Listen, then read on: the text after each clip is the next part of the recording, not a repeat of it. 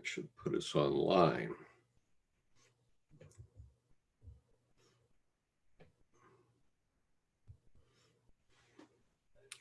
Coming. There we are. We're all there on YouTube.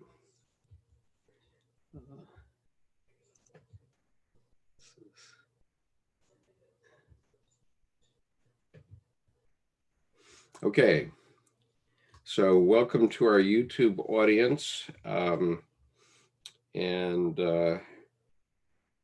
just want to mention at the outset here that tomorrow, Tuesday, May the 5th, 2020, we will be having a live stream with Rabbi Stephen Fuchs, who is a past president of the World Union of Progressive Jews. And Rabbi Fuchs has written a book which is very much along the lines of Dr.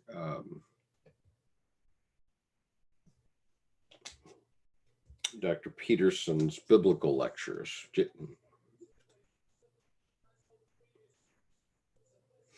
Anyway, Dr. Peterson did a series of biblical lectures which were very popular and sold out in very many ways. And so Stephen Fuchs had written a book even before that, which is very much along similar lines. And so he will be with us tomorrow at 1 p.m. U.S. Eastern Time to discuss his book. And he's invited his congregation to join us. And so they will be, as of now, I have 7 members of his congregation who've also registered to attend with us tomorrow. And so we look forward to seeing Steve Fuchs at that time. Steve is a fraternity brother and classmate of mine from Hamilton College, class of 1968. And so I've known him for 56 years, believe it or not. And so among other things, Steve, his father was a victim of Kristallnacht by the Nazis before World War II, 1933, I think, and or 1934 maybe. And his parents and Michael Berkowitz's parents, who Mike will be our guest on Thursday, both had to escape Nazi Germany before World War II. And I think it was Mike's family that had to be sprung from Germany by like the governor of New York or something like that. It was a big deal. So anyway, hopefully we'll hear about that tomorrow. But today we're going to go back to Christianity. Is that okay with you, Nancy, to go back and cover that one paragraph again? Well, let's see what happens tonight. Yeah, well, it's not going to take all night tonight. 2 weeks ago, we did this session, and it took us 2.5 hours to get through one paragraph. And what we're working on is this book, Memories, Dreams, Reflections by C.G. Jung. This is Dr. Jung's memoir of the development of his psyche. Dr. Jung didn't believe in a date-oriented memoir. This happened this time and this happened that time.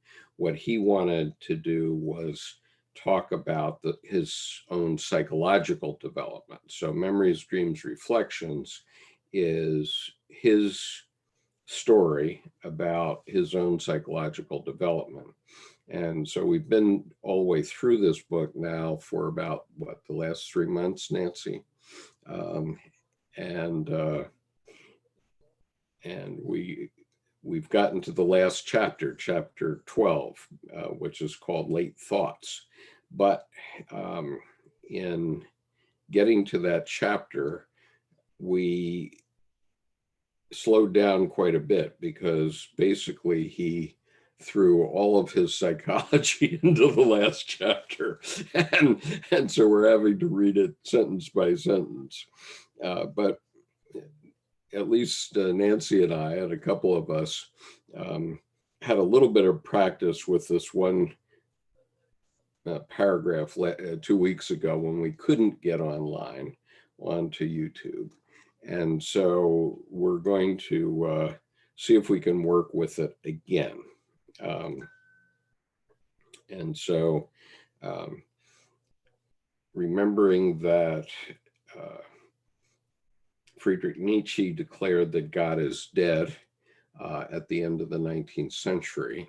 And Carl Jung came along in the beginning of the 20th century, and he demonstrated where God lives, that God lives where he lives and how he goes about doing the work of the Godhead.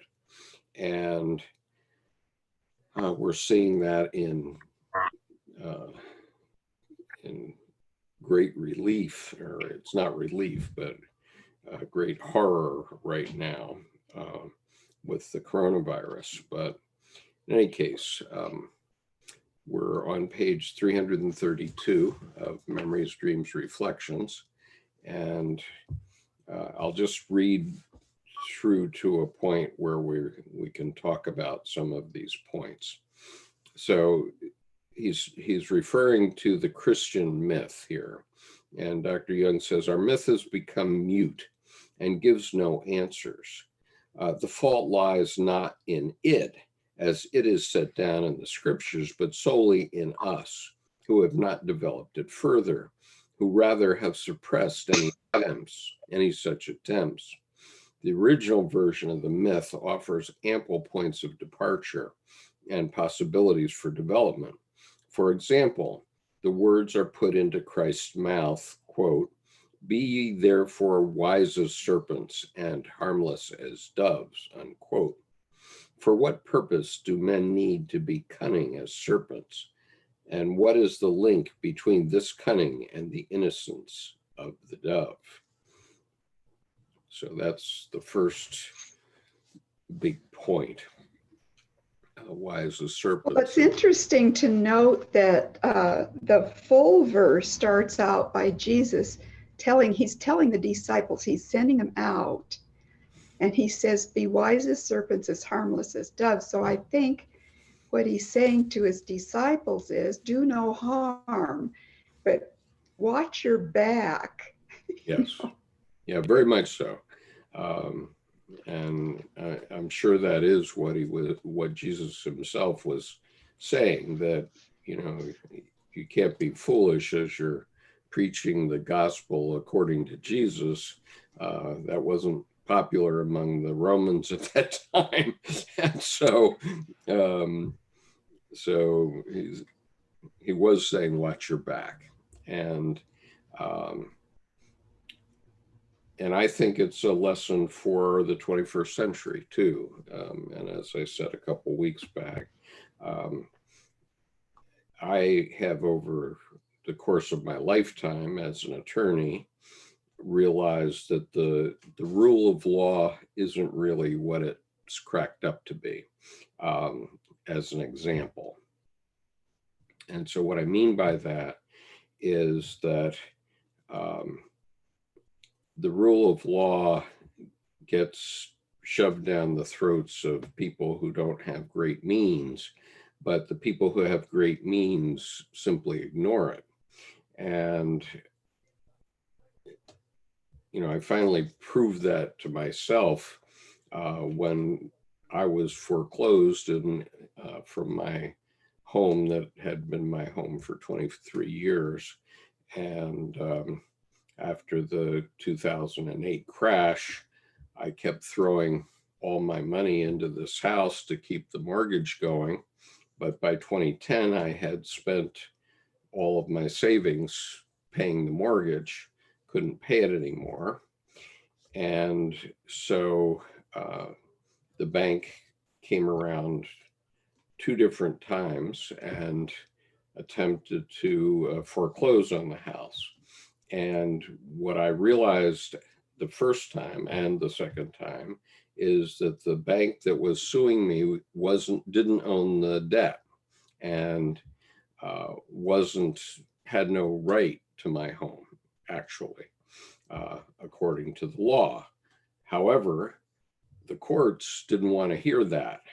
And, the legislature of Maryland might well have changed the law many years ago so that things in foreclosure work the way they envision them. But in point of fact, what's happened is that the real estate records of the state of Maryland, and really of every state, are now no longer true. In other words, when you file your papers on the day of closing, once you do that, your mortgage gets put in an electronic system called, I think it's called MERS, and or MERS, and after that, the banks just trade these mortgages without paperwork. So in other words, you think that you can go to your county clerk's office and see who owns your mortgage, but actually you can't. You don't know who owns it, and nobody at the courthouse knows either, because that's been sold on to Wall Street to mortgage-backed securities. But the problem with that system is that allowed people on Wall Street to simply create false security. In other words, they would take one mortgage that they had and do a cut and paste and say, oh, now we have two.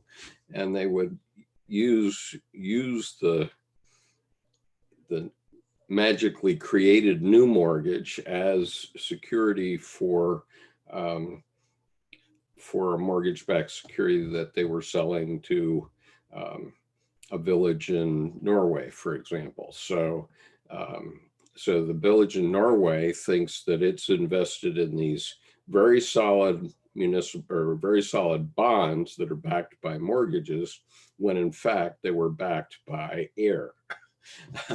Because these people got out of hand and they created a false currency in the United States. And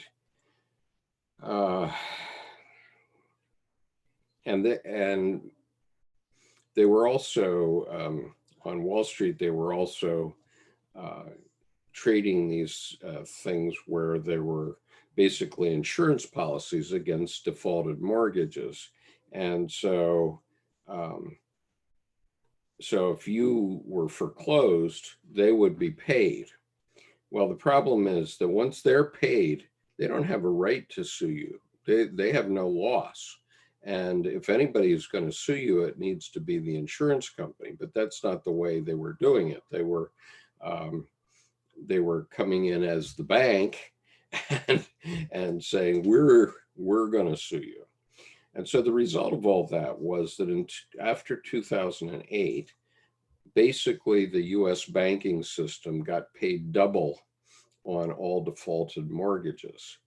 And so, and thank you, Sandy, for your comment. Sandy says, I'm forgiven for being a serpent. So the point is that I'm now wise. Okay, I know, because I fought this thing for 9 years. I took it to the the Maryland Court of Appeals 5 times, and I took it to the U.S. Supreme Court once.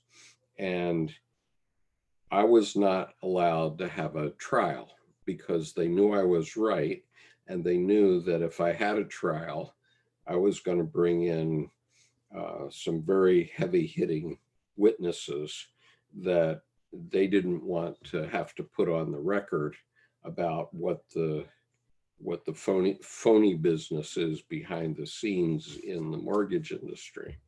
And um, and so they simply said, no, you can't have a trial. Your house is foreclosed. And so I fought that for 9 years and put more than 4,000 pages of material on the record in the state of Maryland.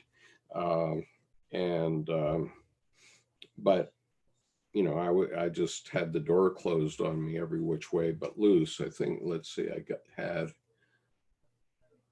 think we ended up having 2 hearings total. So P. Monk says, "Sir, I have to sleep, but I had to come here to let you know that you're much appreciated. I wish you were my grandpa." Okay, well, thank you. Uh, I appreciate that. Okay, so the point is that I'm now wise as a serpent, okay, because I know that this phony stuff goes on in the Wall Street level. And I and so if I take a mortgage, I know that I'm never going to get anywhere to fight City Hall, not because that's the law, but that's the way the courts enforce the law. And so everything that I ever learned about being a lawyer um, was simply ignored in my case. Because if there's a question of fact, and a very significant question of fact in that case would have been the fact that the court allowed the plaintiff, the person that was trying to take my home from me, to be changed, literally changed on the records 4 times during the course of that 9-year period. And just let them do it. And so in the end, I basically had Guido tactics uh, put against me to get us out of the house. That's what happened. And I'm not afraid to say it on the record and in this video, because I know it's true, and I'd be happy to fight it in court. I would have been happy to fight it in court then, but they never allowed me to do it. And so they also wouldn't attack me now for saying so. And so P. Monk is coming to us from Portugal. That's nice. Good long visit. So anyway, we have to be wise as serpents. In other words, the people who have the power, whether it's the Roman army or Wall Street investment bankers, they have all the power. And because I'm an attorney, I could put a $1.5 million worth of my own attorney time into this case, but no average citizen who has a $100,000 mortgage could ever do that.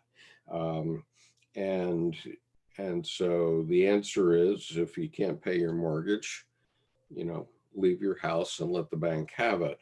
But in the course of doing that lawsuit over 9 years, we also stayed in our homes. So I basically took the equity that I had in my home out of the house in the form of lodging that I didn't pay for 9 years.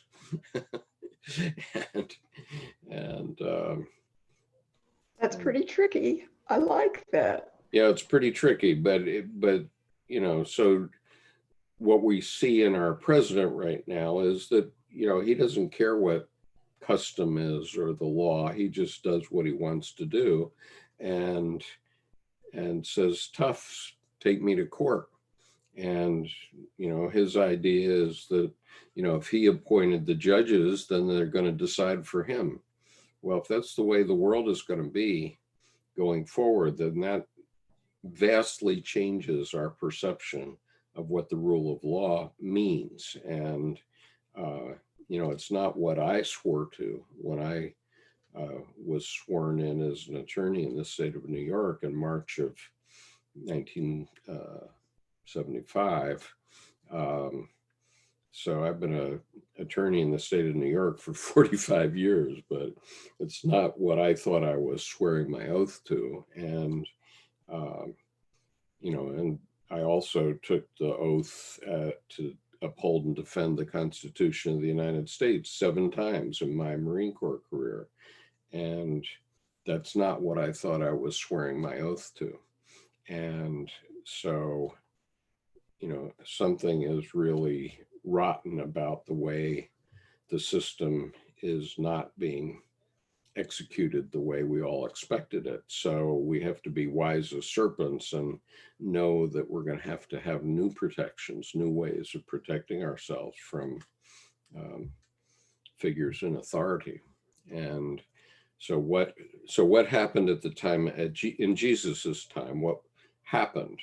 There were powerful authorities in the form of the Roman Empire, and what Jesus recognized was that his kingdom was not of this world. It's not of the material world, the physical world. The logos world is not where Jesus holds sway as on the right hand of God the Father, right? He holds sway in the spiritual world, which is in the unconscious. So anyway, would you like to comment on that, though, Nancy? Maybe you don't agree with my point, given your. No, I think it's all right. I'm speechless, though. I don't know quite how to respond to that. Because, I think of Jesus, of course, you're talking about the psyche. Right.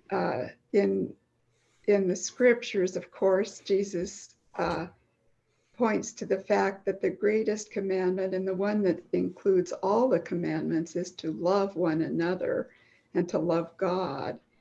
And so that's very much in the outer world too. Where was I hearing this quote today or yesterday, where it said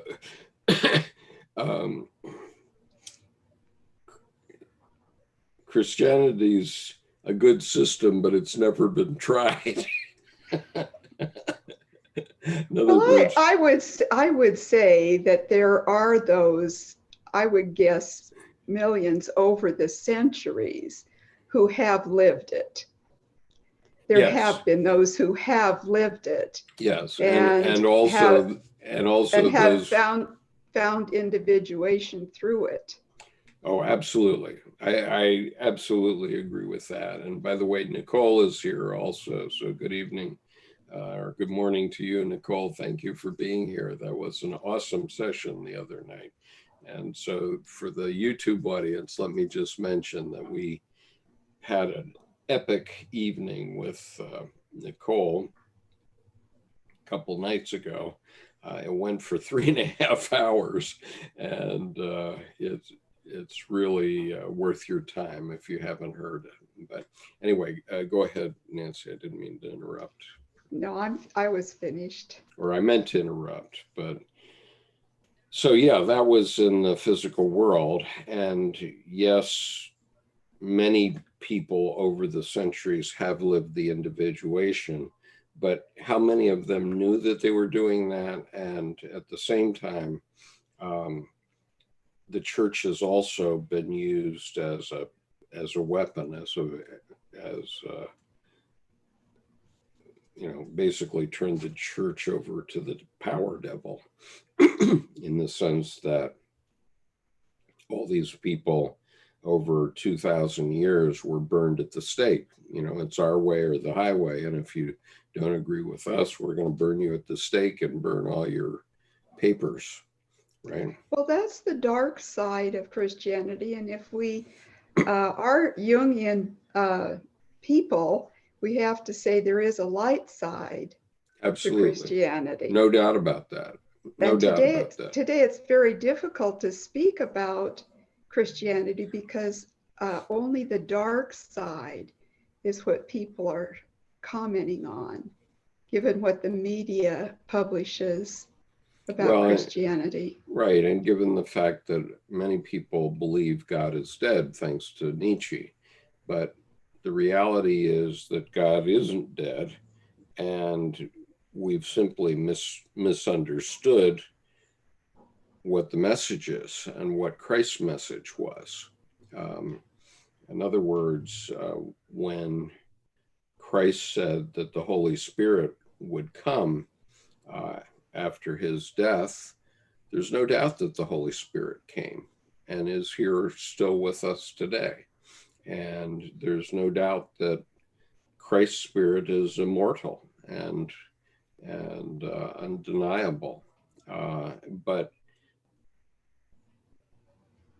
it isn't the way it's been sold by the religions exactly. And so the religions need to bring their message up into the 21st century so that Yes, that's absolutely true. I mean, it's been a long time that the church has been in trouble, not bringing it up to the quantum physics and the depth psychology and other things. right. And that was the point. And so what happens is that at least Protestant theologians that I can speak to, and perhaps Catholic as well, they are always pointing back at historical things. And so if you make an argument to Paul Vanderklay as an example, he's a Calvinist preacher, he'll start citing Thomas Aquinas and things like that and say that's where the truth is, and he'll make all his arguments based on all these things that people came up with over the centuries to defend Christianity. Well, let me just say something about Thomas Aquinas. Sure. He was quite an intelligent man and did a lot of deep writing. But when he got towards the end of his life, he had an experience of God. And he said after that, all my work is straw. Right. Absolutely. And so and this is what Nicholas of Cusa realized, I think, when he searched and got to the center and found it empty. It was so shocking to him. But he found the way to fill that emptiness with the Trinity. And that's why he got sainted, I suppose. Nicole says, yes, people can find individuation through the spiritual. It was the first time I felt it as all one, kinda. I was always moving away from Christian stuff, though I have no reason for that. When it's in a context of groups of people, as in organized religion, I get scared because it's like power contagious hypnosis. Yeah, absolutely.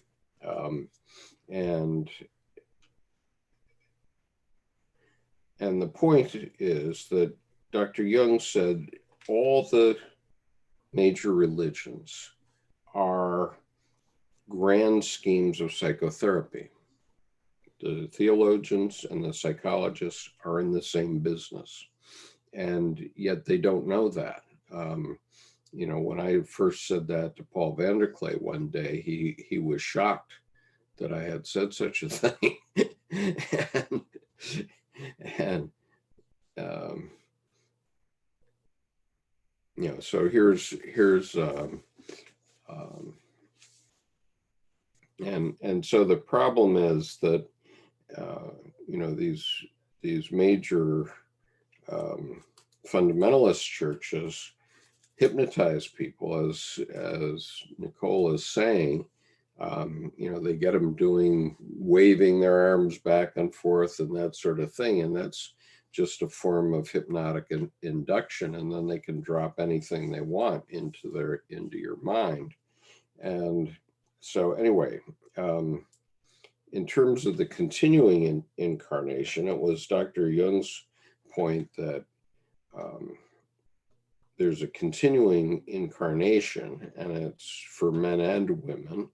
And, you know, we're all sons and daughters of God. And here's what he says, and this was, I'm quoting from Thomas Arst's article, which is in Jung's Red Book for Our Time, Searching for Soul Under Postmodern Conditions, Volume 1, page 35.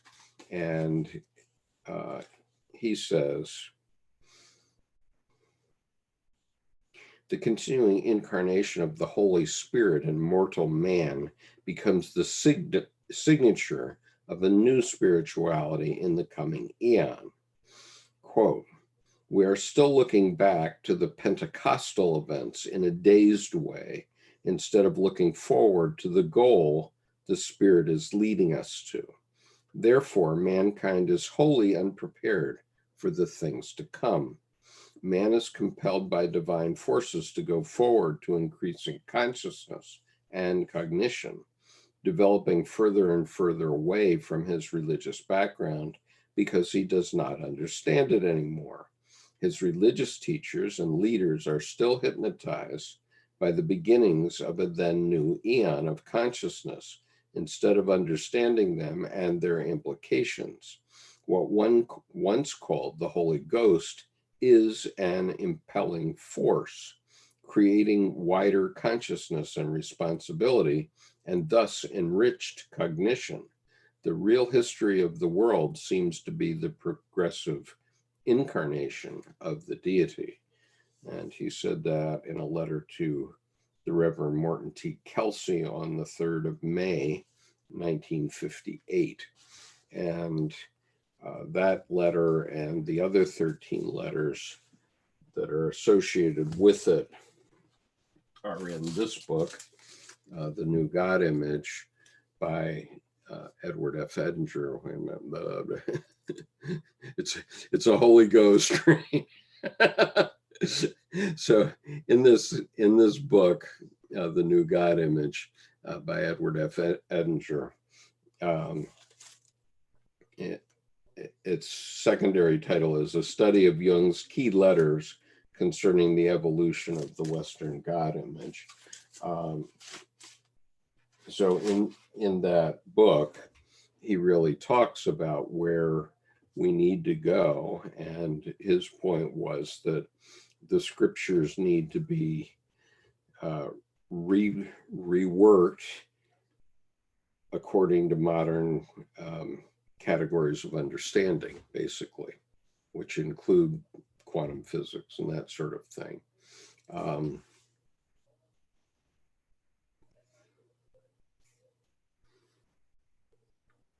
And so, and the other point I'm making is that, okay, we went through the 20th century when a lot of people started to doubt their religious traditions. And, you know, it wasn't really because of Nietzsche, because that had already happened. It had happened, you know, over the previous 300 or 400 years, but it reached its culmination with Nietzsche having this realization. And what he meant was that the God that has been sold through the Christian churches, at least, and I won't speak to the other churches or the other faith traditions, but that God, you know, the stories have proven to be untrue. And so there's so much doubt and skepticism, especially among men. And my point is, well, yeah, that God isn't that way, but the scriptures are true if you look at it in a different way, if you get a different perspective on it, and if you look at it in terms of modern categories of understanding, which is what Jordan Peterson had done at least in part, in his biblical series that he was doing. He was trying to recast the Bible in modern categories of understanding, and that's why it became so popular. And so my point is that, okay, under Dr. Jung's perspective, there are 7 stages of consciousness, let's say. And the first stage is participation mystique, which is like a newborn baby. Newborn baby doesn't know what to do, but it tries to model its mother's behavior, and gradually, by watching the people around it, it learns what to do and how to speak and those sorts of things. And so that's participation mystique, and that goes through age 3 and a little longer perhaps, depending. And then the next stage is you see your mother and your father as gods, because they control your life, and thou shalt do this, right? And then the third stage is the religious version of God as presented by the organized religions of the world. And then we've gone through this fourth stage now where, especially in the 20th century, we have this stage of, well, none of those myths are true. Well, actually, they are true, but they're not true in the way that they've been sold.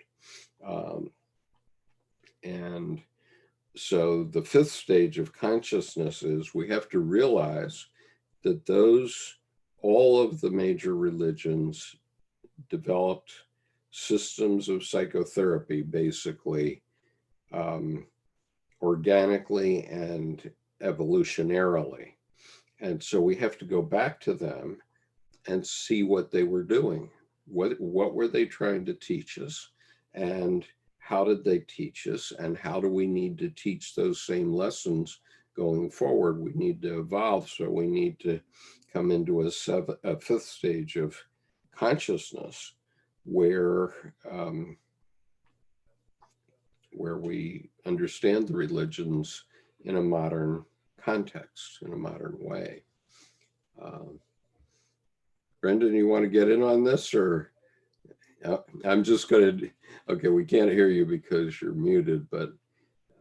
I just, I'm sorry I have missed so many times with you, Skip, over the last week or two, but I love getting back on the carousel of life with you, and listening and absorbing everything you're saying, and thinking, this is just clear as the nose on my face. It's just so obvious. Why is it not obvious to other people? And hopefully we can,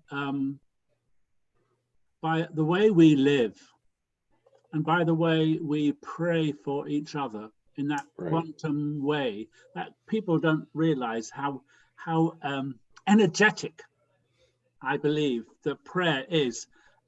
It's very powerful, but it's the quanta around. Right. Prayer is extremely powerful. And there's, on the YouTube channel, there's Dr. Edinger talking about the 7 petitions of the Lord's Prayer. Mm-hmm. And they're very true and very useful, but we can't believe that there's a God up above us who's Geppetto pulling our strings. No. Right? No. What prayer is petitions to our unconscious, and petitions to the collective unconscious, the collective. Exactly. And so if we pray to be a great football player, then that's a petition to the psyche of the young man who's making that prayer, mm-hmm. to keep him in the gym. So he's working out and he's learning his plays and learning what he has to do to be a great football player. Mm-hmm. And the force within him, the Holy Spirit within him, is what makes it possible. But it's not when he's out on football field and he scores a touchdown and he points up, he's pointing in the wrong direction. And because it's not a puppet master who's making it so he makes the touchdown. It's him, his heart. And just as Einstein, I'm no good at quoting facts, but I love that thing about Einstein saying that energy can neither be created or destroyed, or, when there's some momentum. Right. When was it? Was it 50 years ago they discovered that space is not space, but in fact space is full of something. I don't know what it's full of, but it's full of something. But every single thing that creates an energy, a force, ripples out. And they have the machinery now to be able to see those ripples. Absolutely. And that's what prayer is. Prayer is creating ripples of energy. Right. And as Michio Kaku, the famous physicist on television, has said, every atom in the universe, and we could say every subatomic particle too, but every atom in the universe is connected to every other atom in the universe. And so we need to get our minds around that. That's big thinking, but it's not as limiting as a specific set of laws that do X. I'll just take a simple one, and this goes back to wise as serpents, Nancy. When my first daughter was still in the womb, and she was 6 months along, and suddenly it was evident that this baby was going to come at 6 months gestation. And I had to get my wife to the hospital, and I couldn't wait 5 minutes for the ambulance. We just had to go. And so we jumped in the car. I think she laid down on the back seat, and I just went, and I went through stoplights galore. I speeded like crazy. And, my intention was, if I got stopped by the police, I was going to ask them for a police escort because I had this healthcare crisis in the back seat. So sometimes, you do have to break the law for a better good. I mean, this is the conflict of duties that Dr. Jung talks about. Normally I do stop at stop signs, even out in the middle of the prairie where you can see 10 miles in each direction and there's a stop sign. I always stop there. I assume that there's a reason for that, right? I think that's the wisdom of the serpent. That's right. Wise as a serpent. That's wisdom. Yeah, that's wisdom. That, if I was having that crisis out in the middle of the prairie, I would be going through that stop sign at 100 miles an hour. As it was, I was probably going through stop signs at 40 or 50 miles an hour, but it was still called for. And as it turned out, my daughter wasn't born that day, but she was born 3.5 weeks later, and she weighed 2 pounds and 4 ounces when she was born. And she was in stress in the womb, and that caused her to develop faster, according to the doctors. Caused her lungs to develop faster so that she could survive. And she did. And now she's 45 years old and has 3 children of her own. And so that's a very inspiring story. Thanks for that. Yeah, well, it was a numinous, scary moment, I can tell you. I'm not going to go into all the details, but it was it was an eye-opener. And I do love the notion you mentioned about being related to all the subatomic particles, because when I look around me and see everything growing, especially the weeds growing, I mean, no one's killing them, no one's poisoning them, they're just growing, they're in the right place to grow and to thrive. And I know that that's because they somehow, over thousands of other weeds that didn't quite make it, these are the guys that made it to this place to thrive. And I do feel that there is a wonderful invitation that we all have to thrive by virtue of being alive. So Colleen Sickle, who's here on the chat, on the YouTube chat, brings up Einstein's spooky action at a distance. And Colleen, let me just say, while we have you here, before you disappear, that I would love for you to join our webinar, and I would love for others to join our webinar and our other sessions that we have through the week. And so if you would write to me at skip.conover@gmail.com, we'll get that arranged. Colleen has made a number of useful comments over the last few months, and I hope that she'll consider joining us. But I want to come back to her point now. She's raising Einstein's spooky action.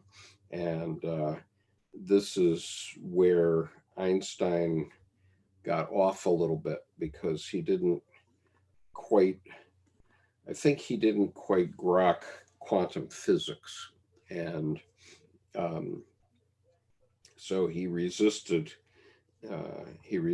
Max Planck and quantum physics during his career. May I just make a comment? Sure. I just wanted to add to Brendan's line that every molecule, and yours, Skip, too, every molecule is connected to every molecule. So we're made up of molecules. So we're part of that whole big soup. Yep. So think about it, then every thought that we have, every thought and feeling is energy. Right. So Absolutely. if you have a positive thought, really that could be considered prayer. Because in my definition of prayer is the intention of the heart. Right. So if you put out positive thoughts of intentions, of course, it's going to resonate and radiate to the whole universe. So if you imagine lots of other people doing that same prayer or thinking the same thought, that multiplies. If anything, it just goes beyond exponential figures, because it reaches out to the universe, and non-visual, non-localized entities that are also resonating at that same vibration. That is unbelievably huge. Right. And this is exactly what Dr. Jung means by the collective unconscious, and what can happen in the collective unconscious. I mean, I see things happening across the world on a regular basis, and but also on the same side of the other side of the coin. So if you have a negative thought like anger, hatred, jealousy, sure, then it goes out also into the universe. So very true. Talk about, the call to love, like, the virus. Now we spin it and turn it to the opposite side of the coin. Let's try to be on the same wavelength, everybody, and put out more positive energy and, neutralize the negative and make absolutely merge it into now one. That's the oneness, the wholeness, to merge it into that one, because otherwise then we're off balance, which we are right now. So that is what we're striving for. Absolutely. So let me just go back quickly to Colleen's point about spooky action here, and then I'll come to Khushbu's prayer here. So on the spooky action, what has been determined from quantum physics is that if a particle has one characteristic, call it white, and if that and it changes, it will change another particle also to black. So these two particles will be in opposite all the time. And so you take the two particles and you put them in black boxes, and one is white and one is black. But if you change this one to black, then this one will turn to white without you opening the box. And so the point was, from the physicist's point of view, was that if you put the other box on Mars, there would be this instant change as well. It didn't wait for the speed of light to change. And so that's what Einstein called spooky action at a distance, because he was saying that it violates the laws of physical physics, but we haven't explained quantum physics, and we haven't brought quantum physics. We haven't found the unified field theory that would bring quantum physics and traditional physics into the same book, let's say. Nobody can explain it yet. And so, but quantum, we have quantum computing now. And if you can get, I think it's something like 16 or 20 quantum actions going on, then you can run a computer exponentially faster, and you can run communications exponentially faster. And basically, I think where we are is that quantum physicists say it happens, but they haven't explained why it happens and why it doesn't rely on the speed of light. And so that's the big challenge. And there are thousands of PhD theses waiting to be written on this point. So I hope that's helpful, Colleen. I don't know. Let's skip freebooting. Three things I don't know anything about: psychology, quantum physics, and Newtonian physics. I have no training in any of them, so this is just Skip talking off the top of his head.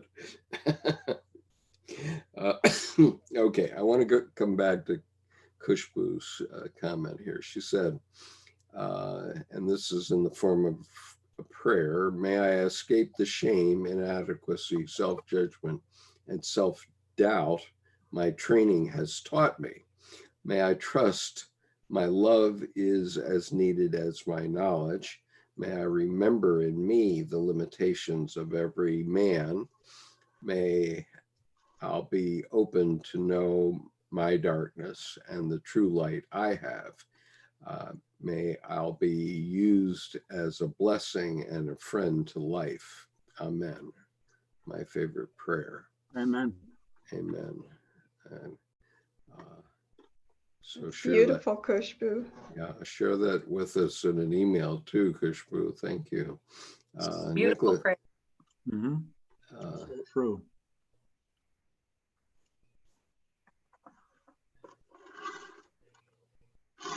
So Sandy says it's called cognitive behavior therapy in the world of the clinic. What do you mean by that, Sandy? Well, what is the it? What is the it where you're talking about? Kushbu's prayer. Oh, okay. Yeah. So then she said, Brendan says, Kushbu, I feel so close to you at the moment. Here's the first paragraph of that email I referenced earlier. You know, I struggle. Am I not to read this? Is this a private message, Brendan? Not at all. Go ahead. All I'm saying is, I gave my second paragraph of my email earlier because it was all about God working through us, God forming us into refuges for others. Right. And you just have to be open to it. Right. Then Kushbu comes with her prayer, and it's amazing. Oh, I see. Her prayer is like the first paragraph of the email that I had, because I was telling my folks, they all asked me for some guidance today. And I said, you know, there's no one who feels less able to do what we do in church than me, and I'm allegedly their leader in this ministry, in this team. So, Well, you certainly are, but we're all vessels, and you know, I know that, you know, in my case, I was really angry at Christianity for a decade after I had my experience with my daughter and my experience with my vision of Mephistopheles. I was extremely angry because I said, you know, who teaches a child to say such a thing to a parent? And it was only because I studied Dr. Jung and Dr. Edinger and finally understood what they were saying. And, you know, in a way, I had a similar reaction to Jordan Peterson. In other words, Jordan, in one of his videos in about 2015, he's talking about Jung, and he sort of writes Jung off in like a sentence or two, and then he talks about Ion, and he says, oh, that's a very dangerous book. And it was quite obvious that he doesn't understand Jung and didn't understand Jung when he said that, even though he often quotes Dr. Jung. But, you know, I know that when I came to chapter 5 of Ion, I bounced off of it for a decade. And the name of the chapter is Christ as a Symbol of the Self. And my first reaction to it was, you're talking about Christ, the Son of God? You know, what are you saying here, man? You know, that's how I reacted to it the first time through. But now I do understand what he was saying and why he was saying it. And his message is no less powerful. It's actually more powerful than the church's teaching now, because the church's teaching has lost its purchase. It no longer is convincing.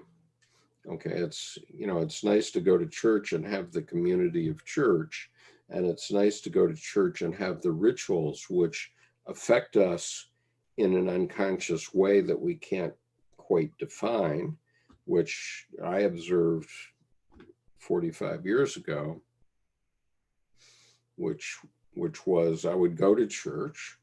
I was a deacon of the church, but I was still confused by all these stories, right? And what they're trying to say. But I had to admit, even at that time, that when I went to church on a Sunday, afterward, I would feel better.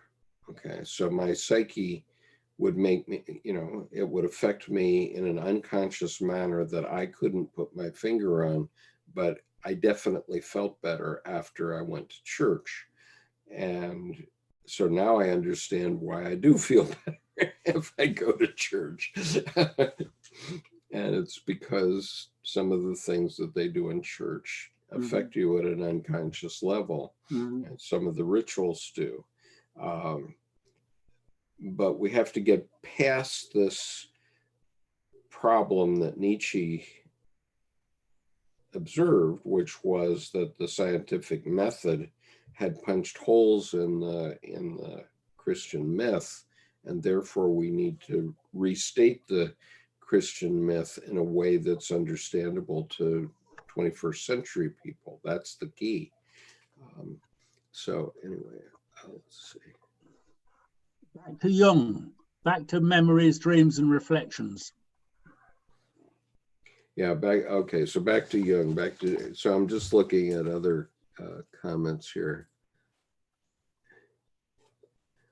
Colleen says, I do wonder if maybe Einstein didn't resist quantum for a more personal reason. Maybe he was moving away from a purely scientific view, just a personal thought. And I think, yes, that may well be true, because I know that Einstein was a very religious man. And at one point, he was even offered to be the president of the state of Israel. So he was indeed. Okay, so the next quote was, "Except you become as little children, who gives thought to what children are like in reality? By what morality did the Lord justify?" Oh, okay, that's the next one. So, I'm sorry. So the question is, except you become as little children. And so do you want to speak to that, Nancy? Well, I think he's saying to enter the kingdom of God, you need to become as a child.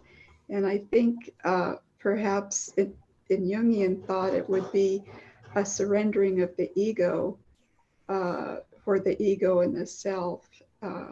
Gradually, there is a union there if one lives long enough and pursues the individuation seriously.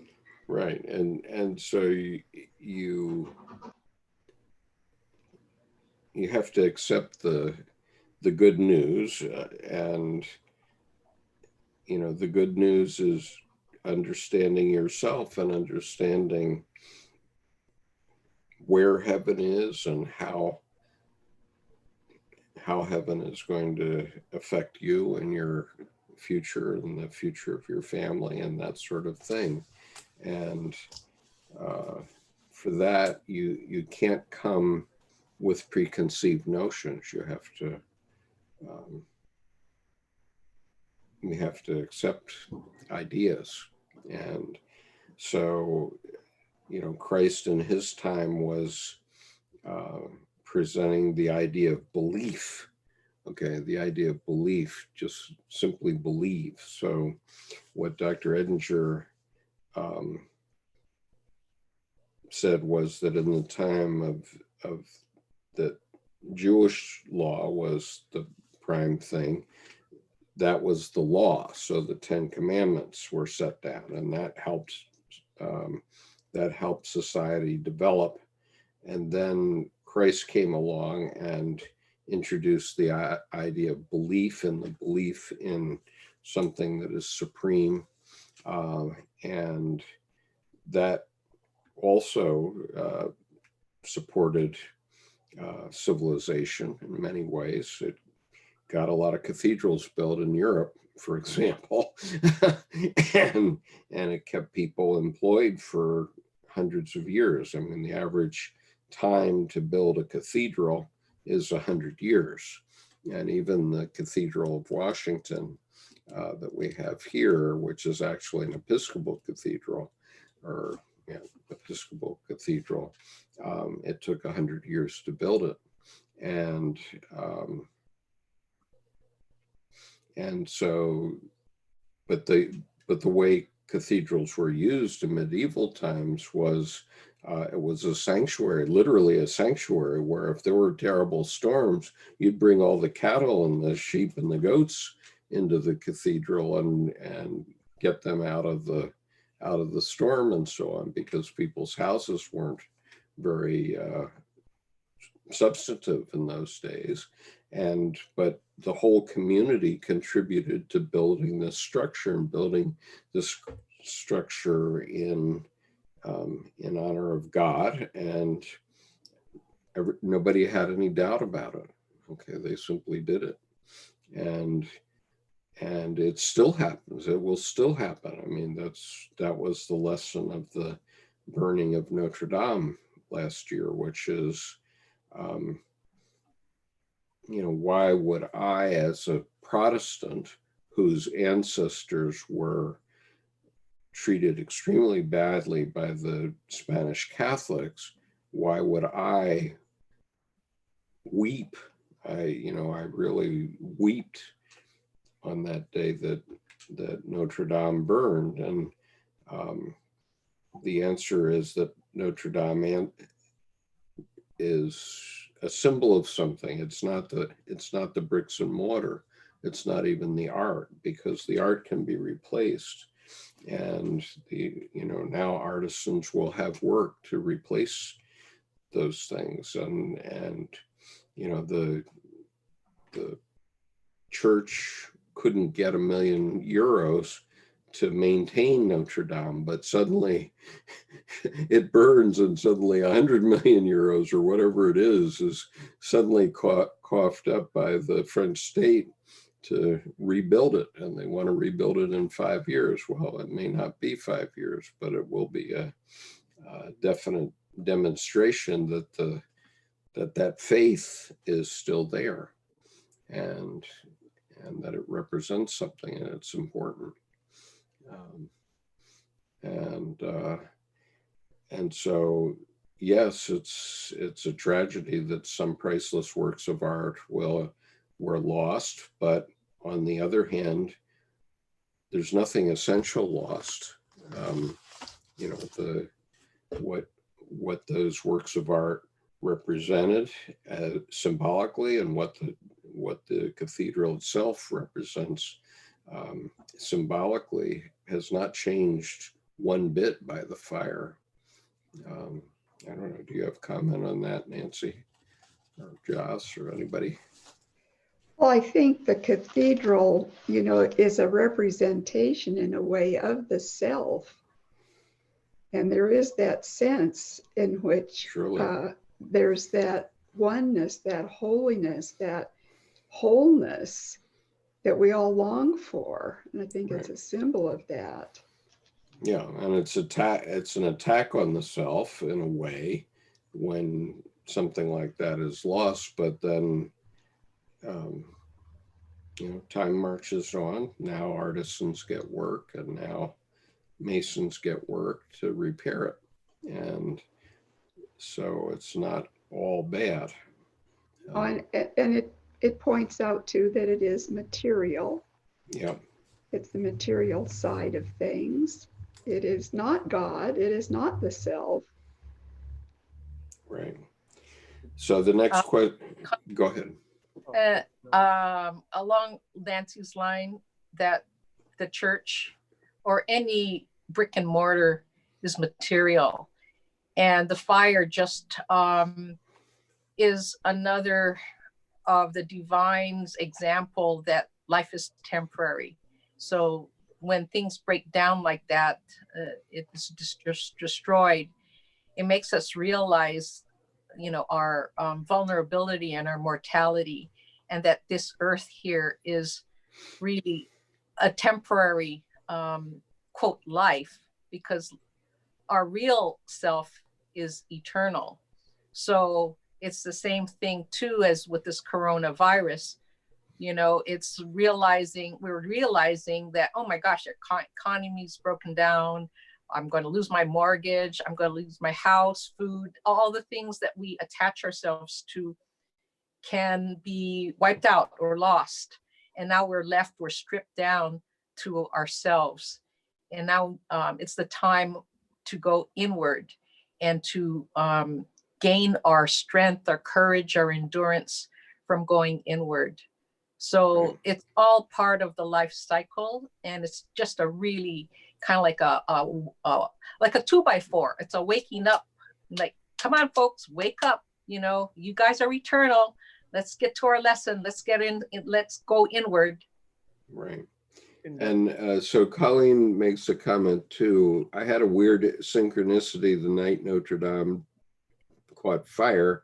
I had a feeling like I was hit in the chest with a bolt of energy the same night. And I have no doubt. I mean, I was, well, there's evidence of it on this YouTube channel. Look back to the date of the fire, and you don't see my immediate reaction, which was when I turned on the TV in the afternoon and saw the fire on. But in the evening, in this session it was a Monday night, the first 10 minutes of the video is, I can't even speak. I'm only showing pictures of the fire. And, you know, a number of people have thought that was a very moving thing. I'm sorry, Nick, you were going to say something? I'm sorry. Oh, no, I was just going to say that I've been to Europe, but I haven't been to, or at least I don't remember going to any really grand cathedrals. But I have seen some in Asia, and they are really impressive. Not just in terms of scale, but it is very obvious that there is, let's call it sacred geometry in it, and it's really something. And like I totally agree with Nancy that and maybe what you said also, that cathedrals they have to be that, you know, symbol of the self of, I don't see how it could be any other way. And in that sense, the fire of Notre Dame has a lot of symbolic meaning. But I would add that it's kind of like the virus also, in the sense that you know, the virus, I mean, it's not the same thing, but it's, to me, it's like kind of on the same plane.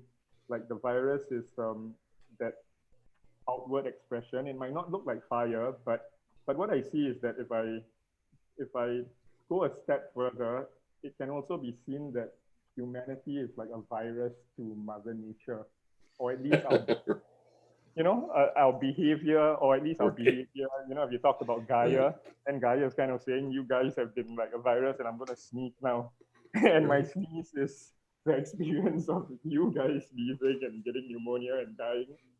So I think you guys know what I mean, but I'm just drawing that equivalence between the Notre Dame thing and virus, and you know, it's external expressions of. It's basically all the self, actually, to me, at the end of the day. Because the self and Nick, just since I have you in chat at the moment, you are on for next Sunday Singapore time to. Yes. I remember. You told okay, me so this will be 10 p.m. U.S. Eastern time, 7 p.m. for Nancy, and 4 p.m. for Joss. But Nick is going to tell us his story. And I just wanted to add what Colleen said, that she had this bolt of energy before she knew that the cathedral was on fire. And she said, my whole body retched up in bed because of the feeling of extreme pressure in my chest anyway. And, you know, that can definitely happen in the context of the collective unconscious. That, you know, somehow you got the message, Colleen. you got the message, whether you actually heard a news report or not. And that's the sort of thing that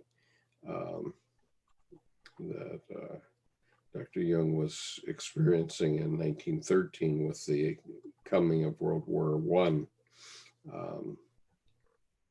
And so, Sandy, what is your point about remote viewing? I think you're talking about remote viewing, right? Remote viewing in parapsychology. Yeah, I mean, I'm just thinking I'm just putting different terms to it, you know. Okay.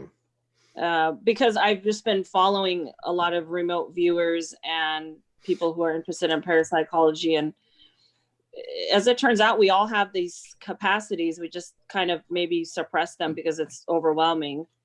Or we're taught to suppress them. No, you can't think that, right? Right, or that you have like telepathic skills or something. But once you acquire like the way to do it, there's a pretty high accuracy once you practice and get a little training. Mm-hmm. So I'm just kind of into that right now. So I'm just giving you my associations. That's all. And so you said you had a same feeling of heavy foreboding before you slept on the night of York Minister's fire some 25 years ago, as did my host. The fact that we were both in York at the time, just 5 miles from the church, may have had something to do with it. Yeah. Yeah, it was a weird. What Colleen said brought that straight back to me. Mm-hmm.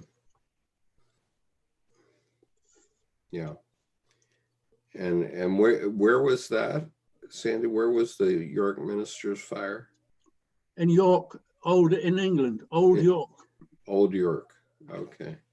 A bolt of lightning hit the cathedral, and an apse went down. Uh-huh. Okay. Okay. So let's move on. So the next question in this paragraph is, by what morality did the Lord justify the taking of the ass, which he needed in order to ride in triumph into Jerusalem? Okay, so that's the next question, Nancy. Well, I've always thought that Jesus had that prearranged. He referred to it specifically. Well, he did have it as if he prearranged, had seen it. but it was prearranged Yeah, by so Elijah. I don't understand. Well, no, I don't. I'm not sure what you're saying. Well, what Dr. Jung said, and he was the one that was the expert on this, that there was a prophecy about the coming of the Son of God and the coming of the Messiah, and that prophecy includes within it the taking of the ass to ride into Jerusalem, right? I see what you're saying. And so, yes, it was prearranged, and all Jews knew that prophecy. And so Jesus simply said to his disciple, go find the she-ass, and that is with baby, and bring her to me. And if her owner says anything, she says, my Lord has need of it. And all Jews would know that prophecy and not question it. And that's what happened. And so, in a sense, Jesus was acting out these prophecies.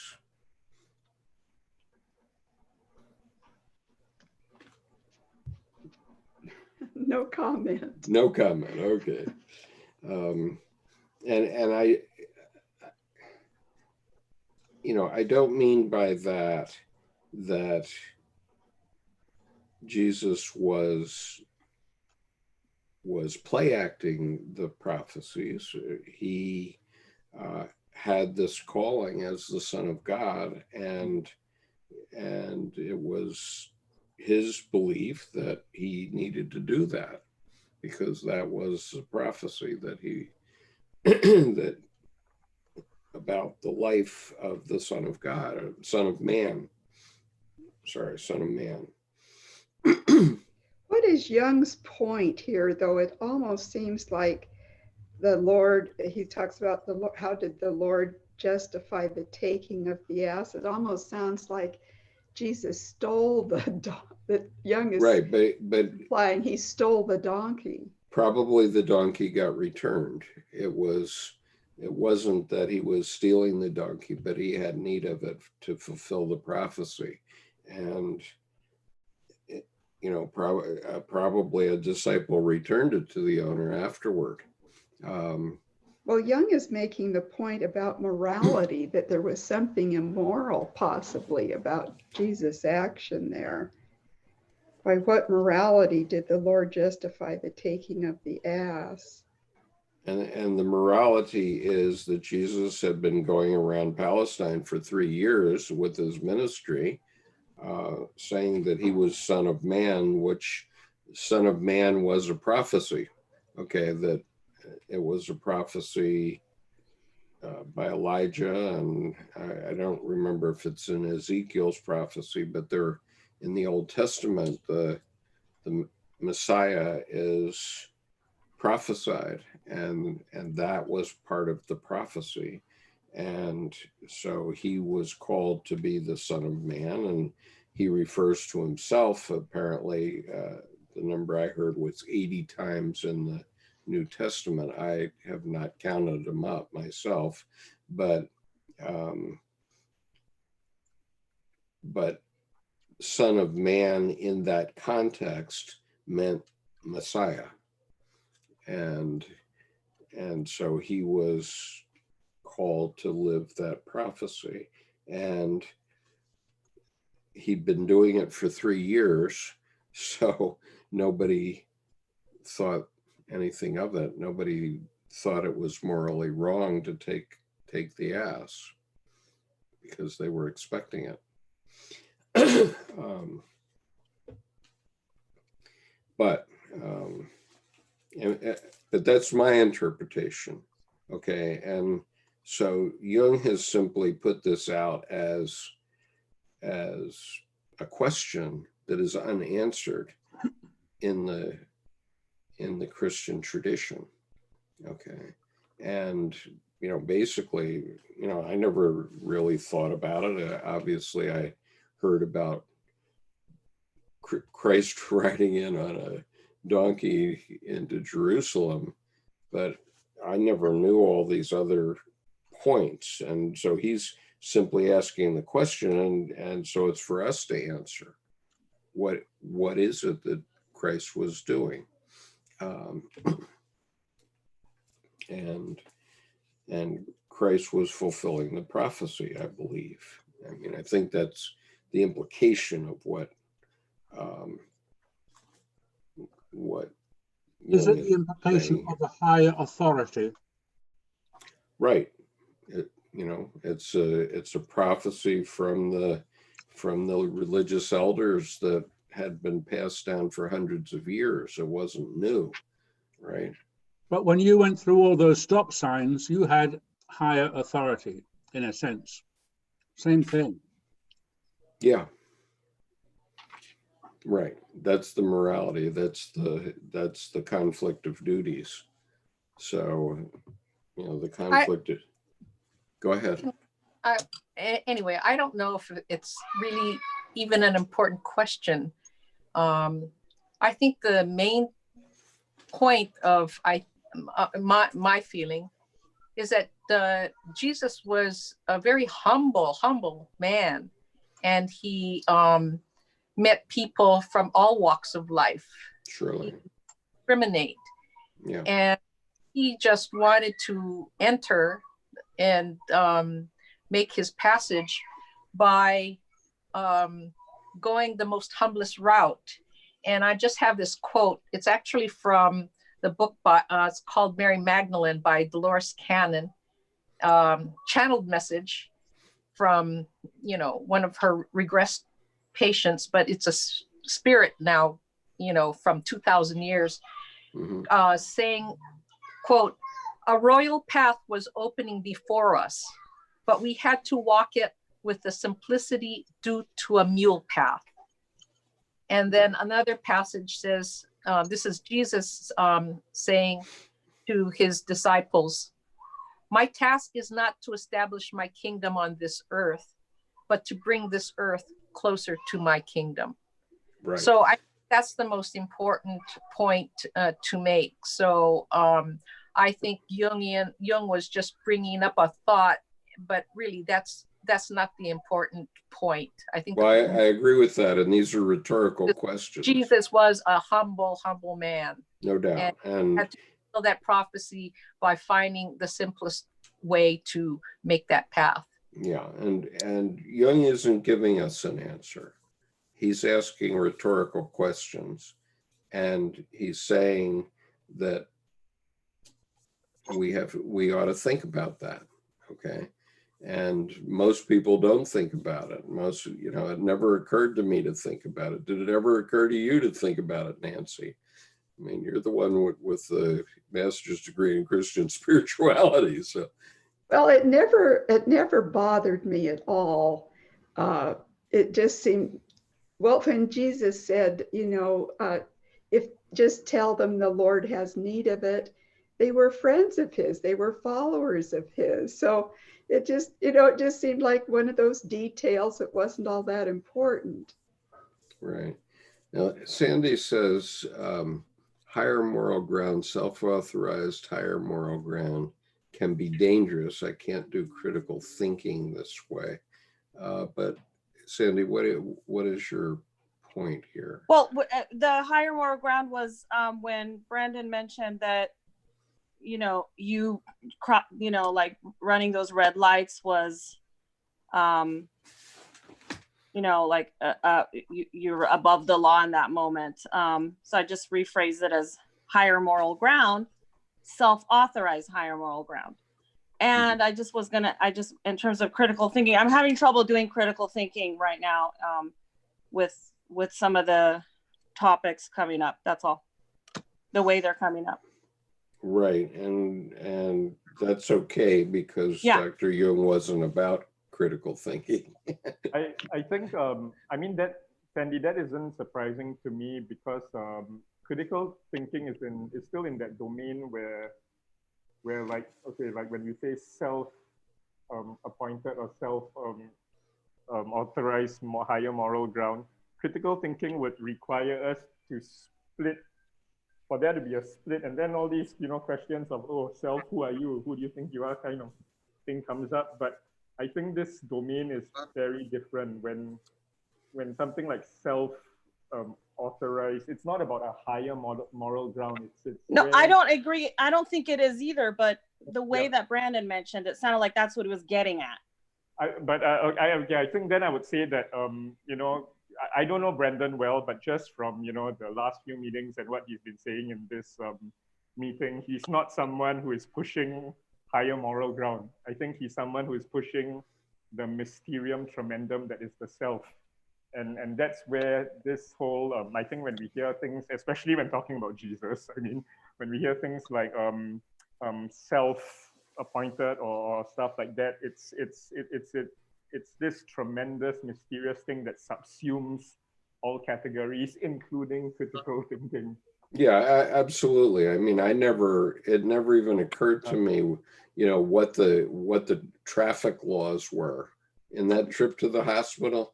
I never thought about what the speed limit was, whether I had to stop at a stop sign, any other such thing. I just knew I had to get my wife to the hospital, and quickly.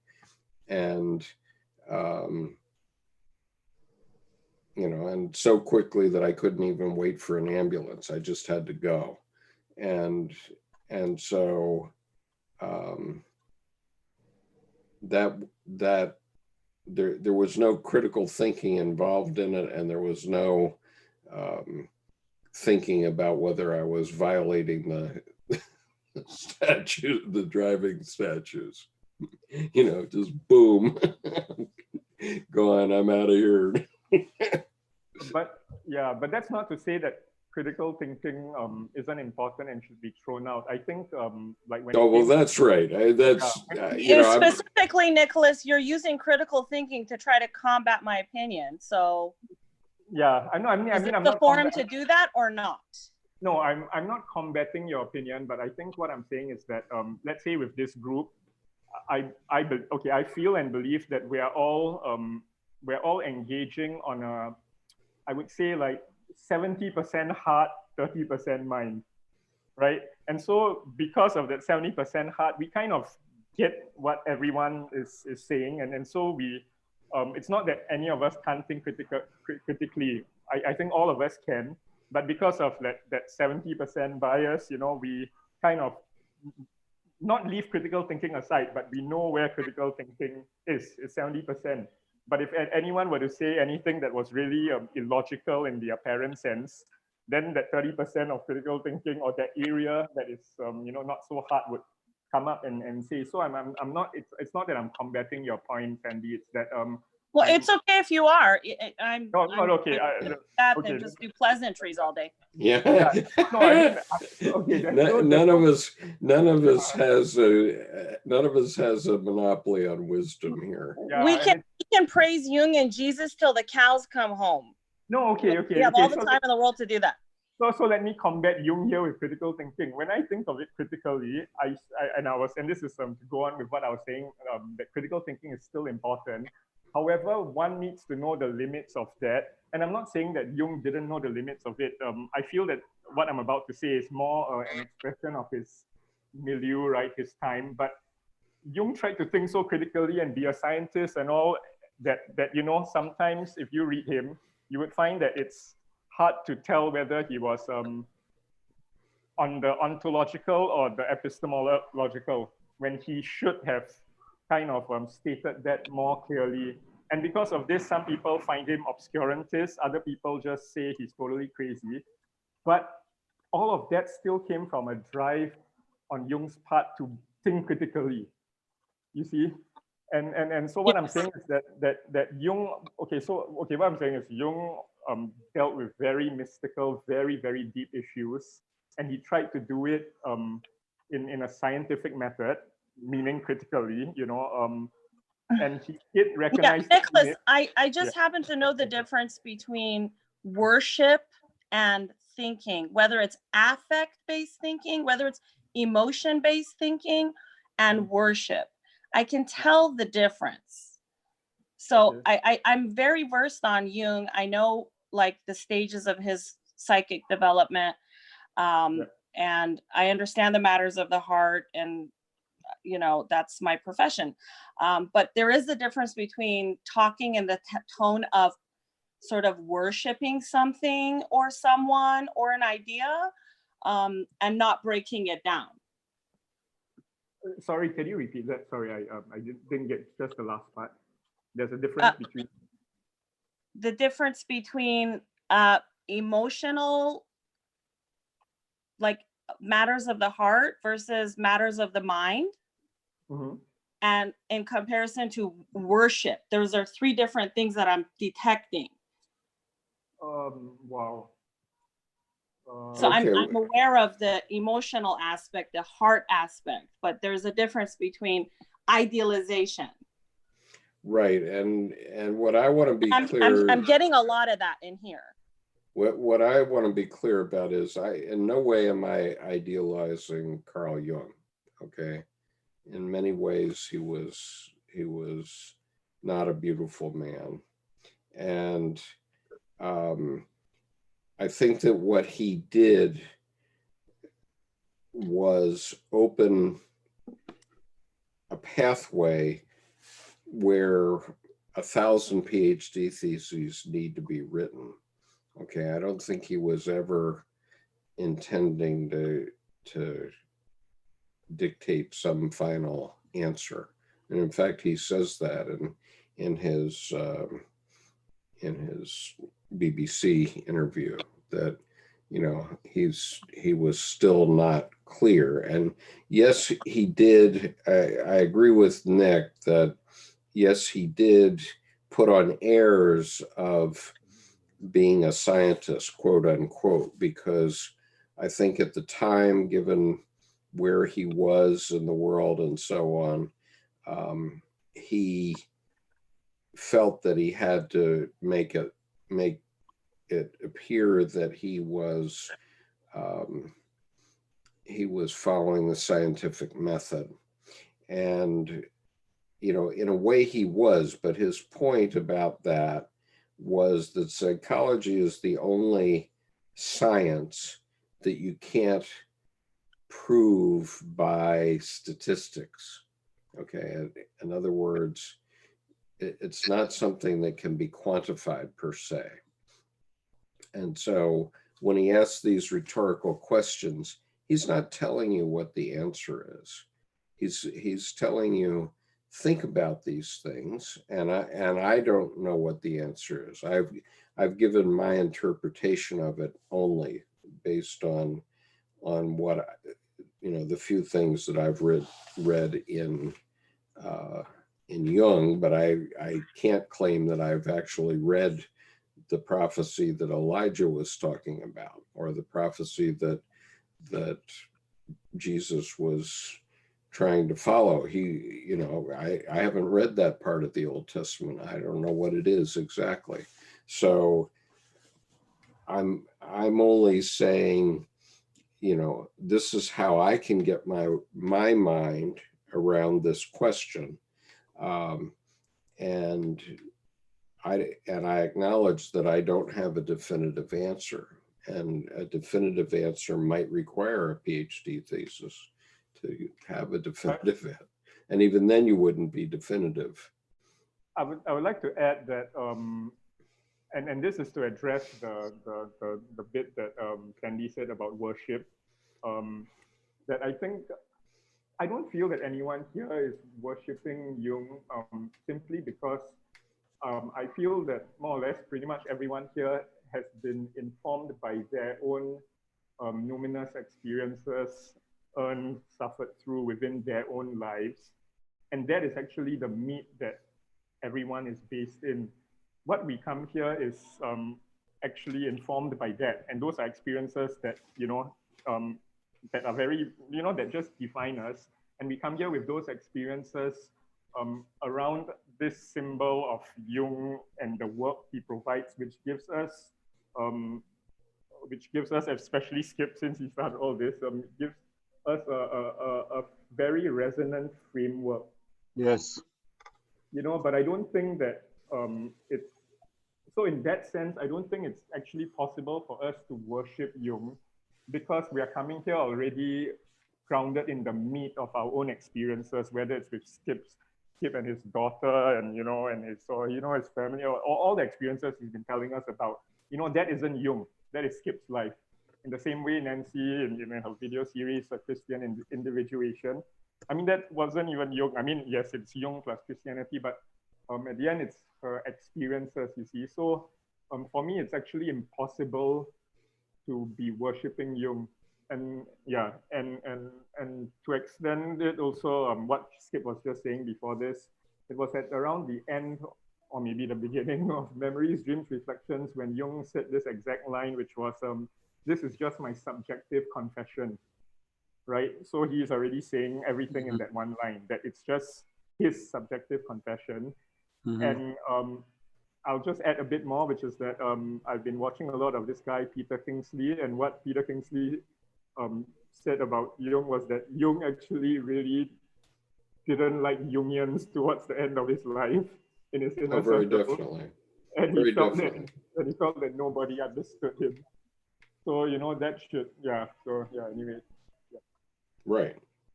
And Diane Pictet said that on Sunday, that she pointed out that quote that Jung said that, thank goodness I'm young, so I don't have to be a Jungian. And,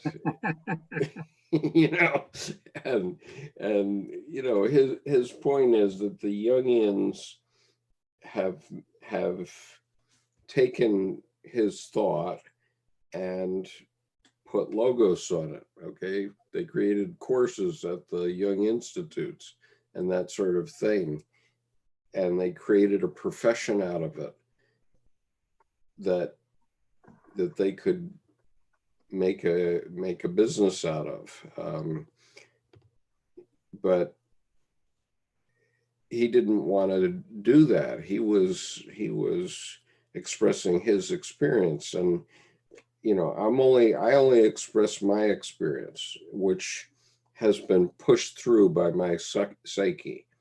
And the reason I started doing this in 2010 with my website is because I felt that over the years, and that was after already 23 years of studying Jung, that Jung had really helped me, even though I had never had an analysis or never worked with a Jungian analyst per se. That, just reading Jung had helped me get through a lot of crises in my life. And so I wanted to share that with people. And that's what I've been doing for the last decade, including every week when we do this here. So that's all I'm trying to do. And it's for others to decide whether it helps them or not. Right. And I can only give, my cut on what the answer to this question. That's all I can do. Okay, let's sing Kumbaya now. Yeah. That's a good idea. Okay. All right. So let's go on to how was it that shortly afterward he put on a display of childish bad temper and cursed the fig tree? Okay. Anybody I want take exception to that statement, that it was that it was childish bad temper. He was a man who knew he was about to die. And the Yeah. human being that has a death sentence goes through various stages of grief right? before death. And he was angry. He was acting out his anger, which is a perfectly healthy thing to do. I mean, he didn't hurt anybody. Yeah. Okay. I think that's a fair comment. And Sandy says, I wonder if Jung would be okay with us reading his Red Book. And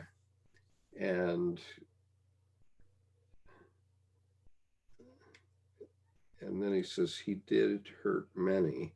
Jung. Yeah. Okay. I'm not quite sure what you mean, Sandy. You said he did hurt many. I've listened to interviews. Yeah, I've listened to many, many interviews of people that were in his close circle, and they've talked about different ways that they were hurt by him, just like Sure. normal people hurt each other. So that is not an accurate statement that he didn't hurt anybody. He was a normal human. He was not a prophet. Right. Okay. And he was working through these issues, and he had a pretty broad knowledge base. Wait, sorry, Skip. Sorry. What is a prophet, Sandy? Before we go on, I think we should define prophet here, because we already. I feel that we already had a bit of a hiccup with the word worship. So I sense something like what is a prophet? It'd be good to ask the group, not me. I want to just clarify, I don't know if Sandy heard me correctly and her comment has anything to do with what I said. No. But when I said he didn't hurt anybody, I meant Jesus. Yes. That's what you were talking about, Jesus. Yes, right. You're claiming that Jesus also hurt no one? I'm saying that from what we're talking about here, as I recall, his mother suffered a lot. Cursing the fig tree was not something that hurt anybody. Yeah. Oh, I see. I know that and I mentioned this the time before when we discussed this, in Chinese tradition, as depicted in James Clavell's Noble House, there is a tradition of having a shouting tree or a screaming tree in the back of the house, where if you're angry, you can go out and scream at the tree, and then you're not taking something out on your fellow man. And so I think that might be some sort of tradition that it has been passing around the world for thousands of years, actually. And, as far as, did Jung hurt people? Surely he hurt people.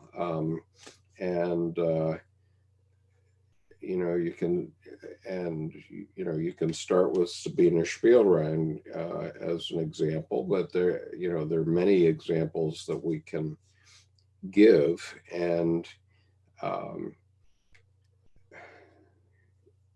And did he want people to read the Red Book? I think he was ambivalent about it, because he did say at some point, who would understand it, right? And his point was that we as a species probably weren't ready to understand it at the time he was writing it. But for me personally, when I read it, I said, thank God, because he showed me that something that happened to him happened. He showed me that something that happened to me also happened to him. And and it made me realize that I wasn't necessarily crazy. Okay. So Kushbu, you're awake. Can't hear you. Go ahead. Go ahead. Now, and we speak, if you speak. No, still not hearing you. Not at all. Now, I heard that. I said that I second that feeling, because even I get the dilemma that really somebody wanted to like this is quite personal. So about Red Book, but when I read it, I feel sane. I don't like, yeah, I would say I second your feeling, sir. Okay, thank you. Yeah. So, so now not only have I read it, but I have read it multiple times, and I've even read it in front of a camera. And my reading of it exists on this YouTube channel, so you can hear me reading it, because I read it out loud for the benefit of posterity. But having read it out loud, and having read it multiple times, I can say that I think I've grokked it. And, you know, any one thing may seem strange to any given person who hasn't been steeped in his writing for 33 years like I have. But, you know, for me, I get it. I got it. And I didn't see any wasted words in there. And, you know, he says right at the beginning, this isn't your story, this is my story. And you have to have your own. And so, you know, that's the point. We all have a different story and a different experience. But, you know, that in no way gives him leave for the dastardly things that he did, you know, in his career. I mean, there's one story where one of the ladies. Do we need to go down this road tonight? No, we don't. No, exactly. I don't understand why, you know, we have to. It's like, why? Thank you. Thank you for saving me. Okay. So the next question. What kind of morality emerges from the parable of the unjust steward, and what profound insight of such far-reaching significance for our own predicament from the apocryphal Logion? Man, if thou knowest what thou doest, thou art blessed, but if thou knowest not, thou art accursed and a transgressor of the law. And I think we've already really addressed this. But this is where Jung comes upon a man who's working on the Sabbath, and he makes this statement. This statement, as I understand it, is in the footnote here in the Codex Bezae ad Lachem, and it was actually cut from the Bible. You know, but the point, I think, is, you know, my point that, you know, if I was, you know, when I went through my stop signs, I was a transgressor of the law, but I was blessed because I have a daughter who's 45 years old now that I might not have had if I hadn't gotten to the hospital that day in short order. So, you know, if you know what you're doing, you're blessed. But, you know, if you don't know what you're doing, if you're drunk and you're going through the stop sign and you kill somebody else, that's a transgressor of the law. That's manslaughter. So, you know, anyway.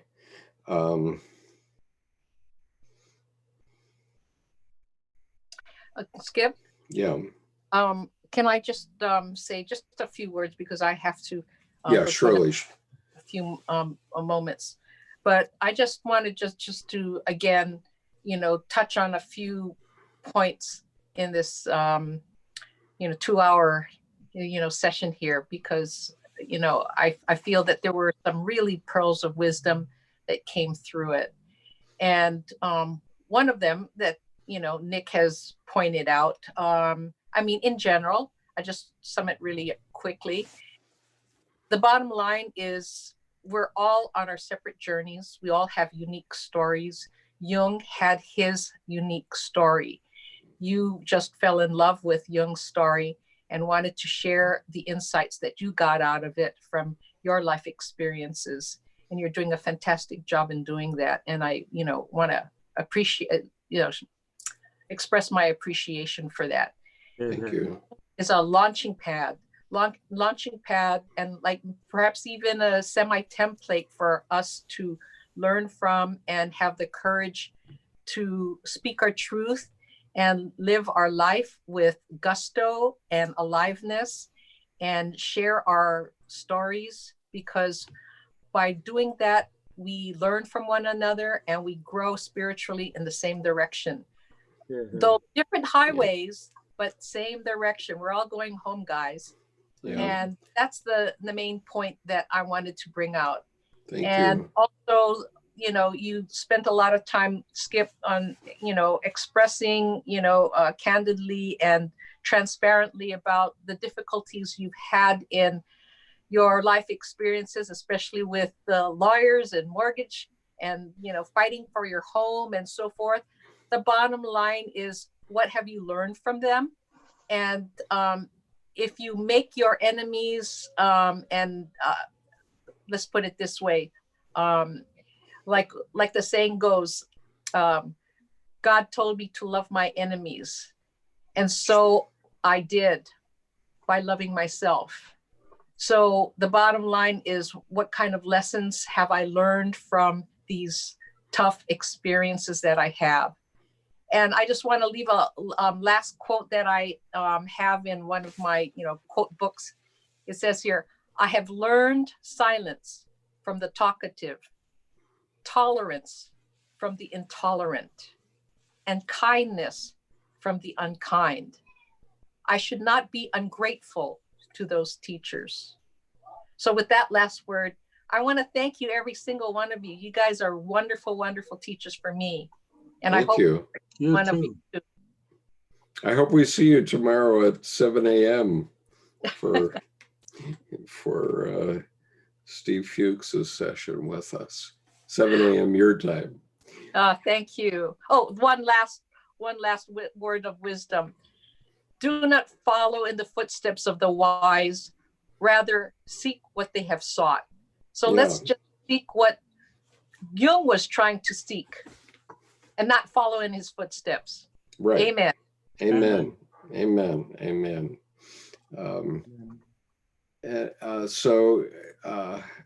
Sandy, I wanted to ask you what you're talking about when you say, I don't like exploitation of ideas. What?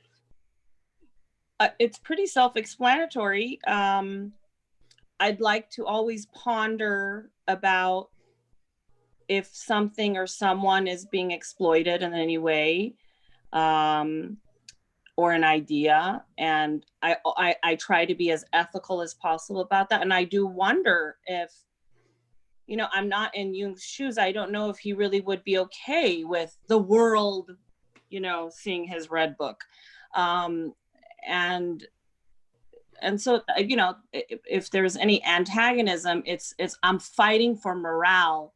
I'm fighting for everyone's privacy. I'm fighting for making sure that exploitation doesn't happen. And it's just a generic statement that I self-reflect on my own role in whether I accidentally am doing it or not, Yeah, okay, fair enough. Let me just give you a little background on that, because obviously the heirs of C.G. Jung were also ambivalent about publishing the Red Book for 48 years.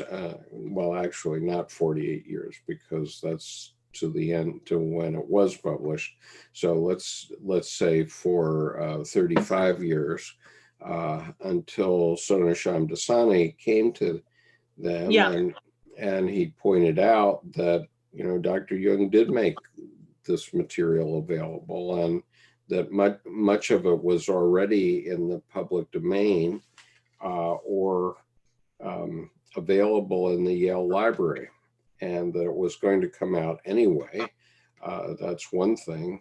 And another is that, you know, Dr. Jung took great care, as is obvious from looking at the folio edition of the Red Book, to make a beautiful volume that was, you know, like a illuminated manuscript. So he obviously intended to show it to somebody at some point. Yes. Who So that somebody, might have, who that might have been. we don't know. We don't know, but you know, he made this comment, you know, who would understand it? Well, now we do have people around the world who can understand it in their own way. And I acknowledge that I'm understanding it in my own way, and just as I'm understanding the Bible now in my own way. He did send it to friends, actually. Yeah, he did send it to his close associates. Right. Yeah, so it wasn't like a private diary that no one saw. He did send it in, not the complete thing, but in bits and bits. That's Right. how it surfaced.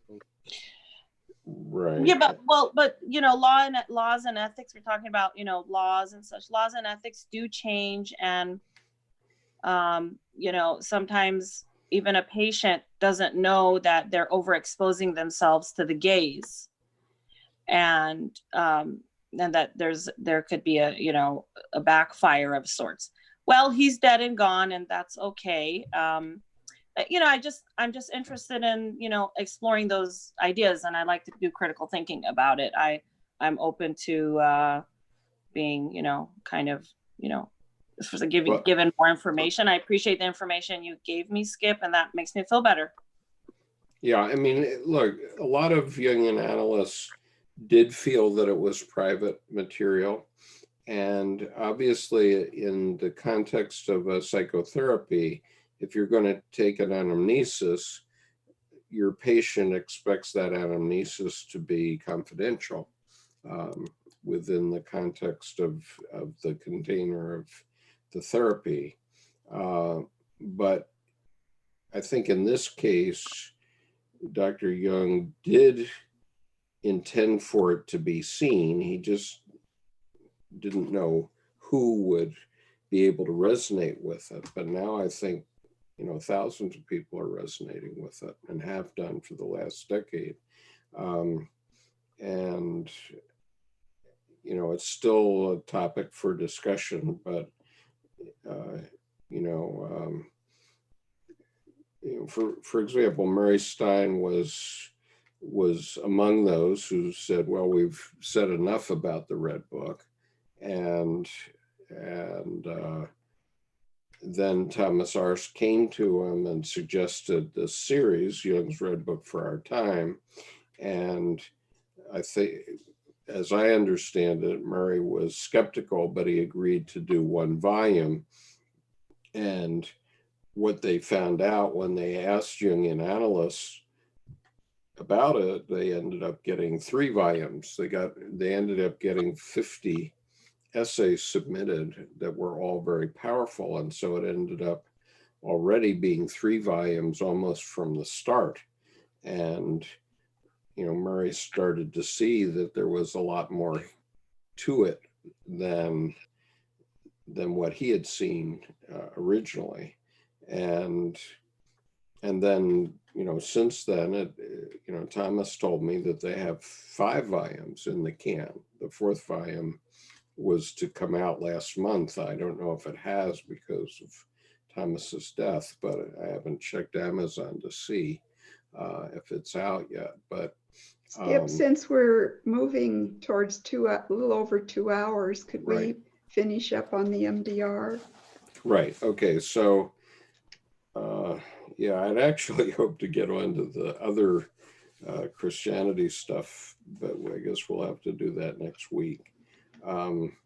He basically writes off the book of Revelation here, which I don't think is a fair thing to do. He said, I will not discuss the transparent prophecies of the book of Revelation because no one believes in them. And the whole subject is felt to be an embarrassing one. But I don't think that statement is true at all, or at least he hasn't seen 21st century fundamentalists. Well, I would say too, it's interesting that during that period that John of Patmos wrote the Revelation, this was during the persecution of the Christians. And Domitian was the Roman emperor at the time that John was writing this. So in my thinking, it's very much like Jung, who had the dreams of World War I, that John was having the dreams related to that persecution of the Christian church at that time. Right. Right. And, I think it is John's revelation. I think that over the millennia, we have morphed it into something that is bigger than that. And I think in the context of, and you can have it when you have a trauma like being persecuted, as you're saying, you can have a revelation like that and it can pop out. And, that's what happened to me as well. And so, I don't think there's anything wrong with his revelation. I think what is questionable, and keeping in mind that, people didn't understand psychology at that time. That was the 4th century AD. And it wasn't until the 19th century that people started to get their minds around psychology at all. And so, the way we understand it now is quite different than the way it would have been understood and was understood probably in 325 at the Council of Nicaea. And so,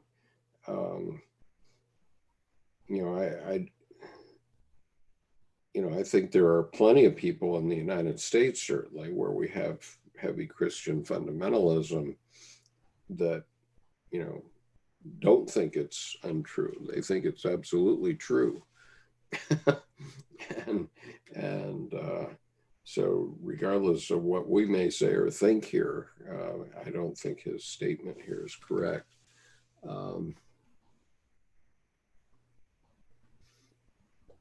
So someone says,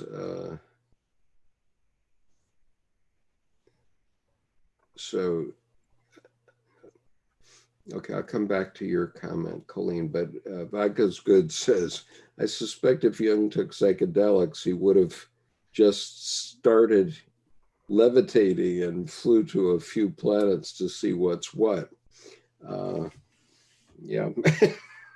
No, he would have just become Rudolf Steiner. Yeah, probably. Okay, so Colleen says, well, let's say, Nicole says, love the gaze. Yeah, that is an amazing rabbit hole I've been down. And then Colleen says, I suspect Jung would have been disappointed if all of his work would have been lost. Well, surely, okay, because he wrote his collected works to be read, and he, made a pact with Mary Mellon to publish the collected works. So he obviously wanted them to be published and so on. I guess the question is, what is in the collected works? And what James Hollis told me is that there are still 30,000 letters that are unpublished. Okay, still 30,000 letters that he wrote. And keep in mind, I mean, I send a lot of emails, for example, and so that's the way we do it today. But in Jung's time, he was handwriting letters out or dictating them to his secretaries. And so it's a lot of letters, but it's not that many when you consider how many emails or tweets or whatever it is that we send out in a day. It's not that many, but it's still 30,000 letters that haven't been published. and you know, he certainly did and he must have been talking about the publication of his works all along, because he did publish them. You know, right from 1912, he published what came out in the US, The Psychology of the Unconscious, but is the book Symbols of Transformation. And, you know, was revised 40 years later. But he was publishing, and I think he was self-publishing also. I mean, it wasn't like he was having a big readership back in those days. He probably wasn't. And so, you know, Emma had the money and he could self-publish them, and he did. So I don't know, did we cover Revelation as far as you're concerned? Well, I wanted to just mention one line towards the end. I think it's the last chapter. Okay. And Jesus is quoted as saying, I am the root, I am the offspring of David, I am the bright morning star. And I thought those were very interesting symbolic words there that could describe the nature of the psyche a bit. Sure. Right. And Dr. Jung spoke about the star, and we still have the star on the dollar bill, or I'm sorry, the eye on the dollar bill. But Dr. Jung explained at some point here that I've been reading recently that when you see lights in the sky, namely stars, but if you close your eyes, you'll also see lights, and those represent the eyes of God. So can anyone talk more about the root? I'll be interested to hear if anyone. Nancy mentioned root. What was that, Nick? he's asking about the root. You know, what is he the root of? And go ahead, Nancy. Yeah, or anything like about the root. Yep. Well, this is my own projections, Nicholas, so I don't know that they're that helpful. No, I understand. Yep. But I think of the root as the unconscious, and the offspring of David as the human being, and the morning star as consciousness. Okay, yep. And spirit. Yep. Thank you. Yeah, no, I was just, because like star, I guess I don't hear so much about the root mentioned. So things like stars and things that are more up, we tend to hear more about, as opposed to like for me the root is like body, or you know what goes inwards or downwards. Yeah. Right. Okay. So we talked about the next couple of pages last week, and so we've given that particular paragraph 2 nights now, although only one has been on YouTube. And so next week we will begin with the first full paragraph on page 336. That's where we stopped last week. And I just wanted to come back and go over that paragraph that we did tonight because it hadn't been on YouTube, and somehow I misplaced the video stupidly. So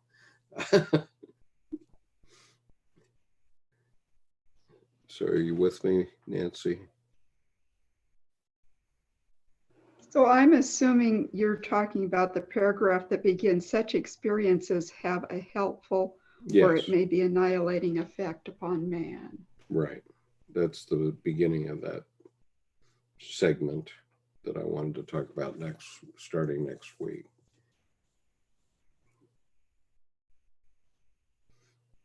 And I wanted to save it for a time that you were here with us because there's a lot of Christianity in it, in that next couple of pages. This is from Memories, Dreams, and Reflections? Yes, page Oh. 336. Okay.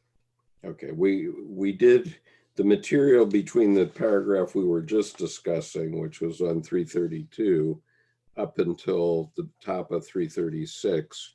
We actually covered last week, and it's in session 171 for people that are following my sessions.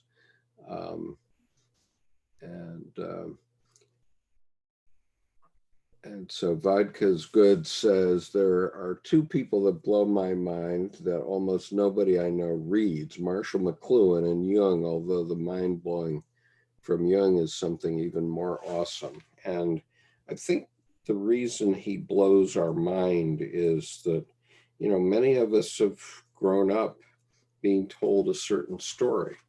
And so when that story is questioned in any way, then it's mind-blowing. I mean, that's what my experience was with chapter 5 of Ion.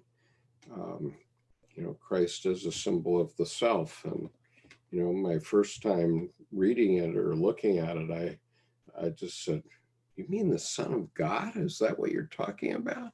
And I couldn't get my mind around that idea that Christ was a symbol as opposed to something that I had understood differently. Now I do understand it. And I still believe he was the Son of God. I accept that. And now I accept it.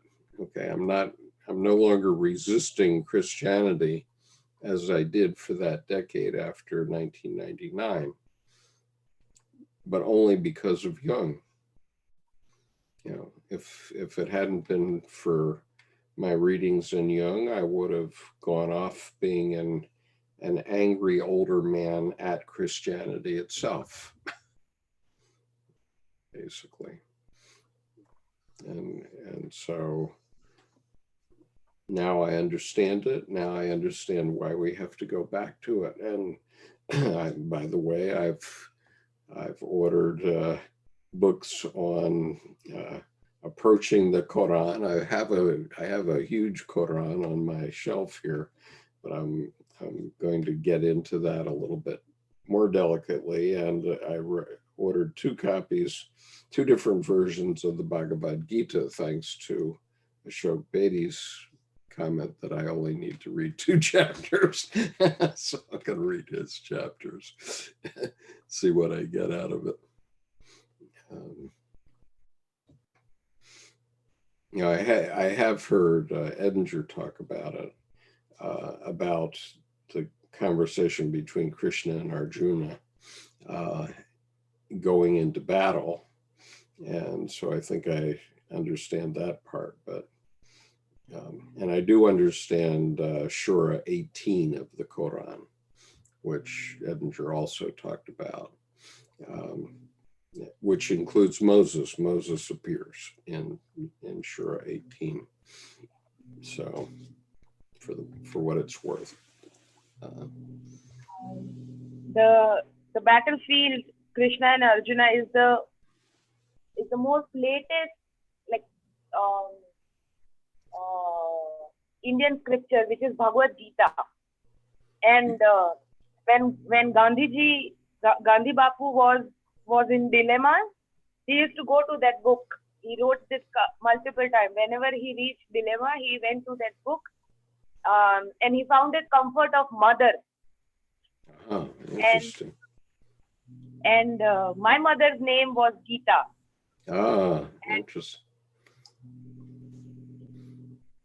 Yeah, but she left me, so I had that resentment towards that book and that name, and then I think it invites me to heal something whenever people I love and respect mention it. For an example, Gandhi, and now you are mentioning it. So yeah, just putting it out there. Yeah, you should read my transcript of Edinger's lecture entitled Encounters with the Greater Personality. It's on the Archetype in Action website, and click on any article and that will give you a second page, and on the second page then you get tabs, and you'll see at the top on the right column tabs for Edinger. And so look in there and find the essay called Encounters with the Greater Personality. And in that essay, he talks about Moses in the Quran and the engagement between Arjuna and Krishna in the Bhagavad Gita. Also, he talks about Jacob at the river Bach or something like that. And he talks about Jacob, and he talks about who else? Anyway, someone else.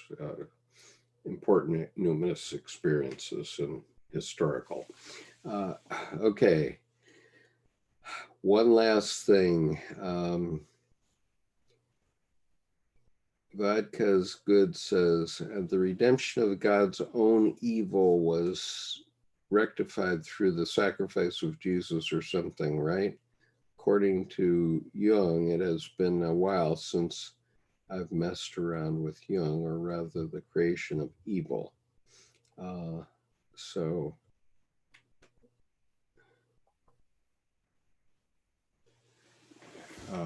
Well, I think you're getting into a topic that's way too complicated for me to answer at 20 after 10 at night.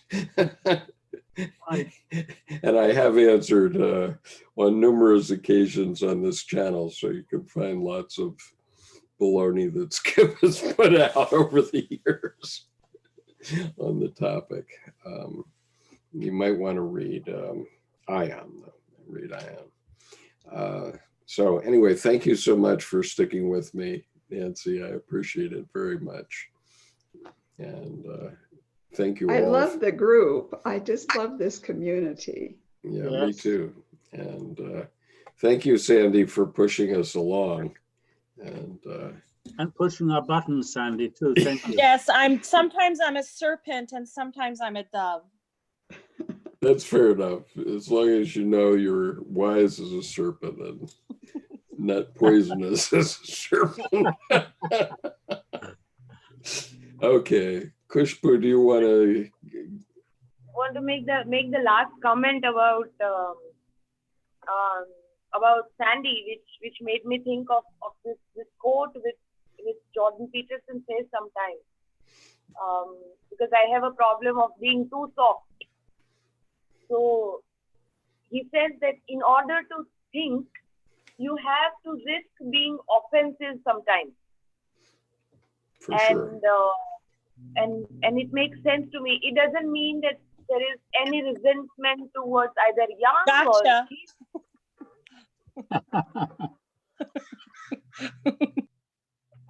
What is it, Sandy? Remember in that interview with Jordan Peterson when he said that, the lady got stunned and she got quiet, and then he said, "Gotcha," and then everybody gave him so much trouble for saying "gotcha." So I was just playing on that. Go ahead. Sorry. I know what you're referring to, but yeah, just wanted to say that, and I just wanted to say thank you again to everybody. Lots of love. Yeah, thank you, Kushbu. Kushbu, do you want to give us your prayer, please? I need that tonight. Yes. Sure, sure, sure.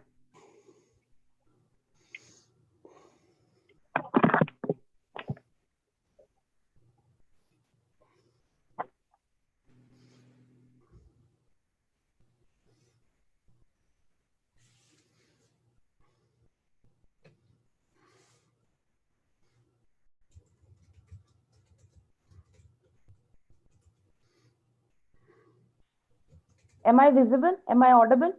Yes, Yes. you are.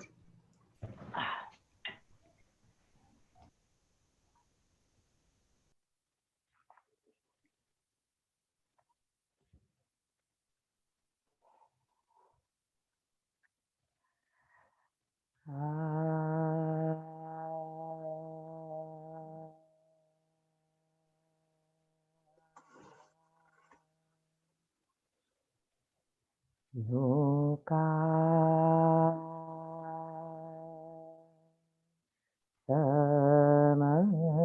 samasta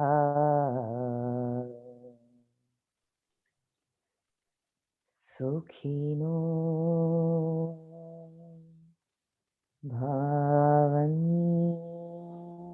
bhavantu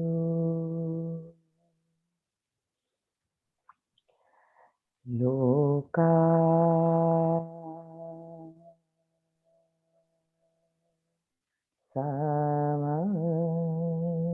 samasta sukhino bhavantu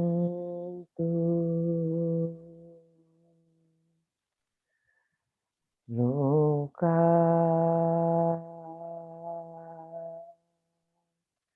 samasta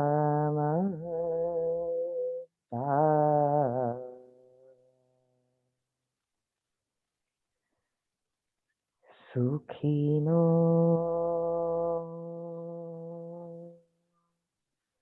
bhavantu.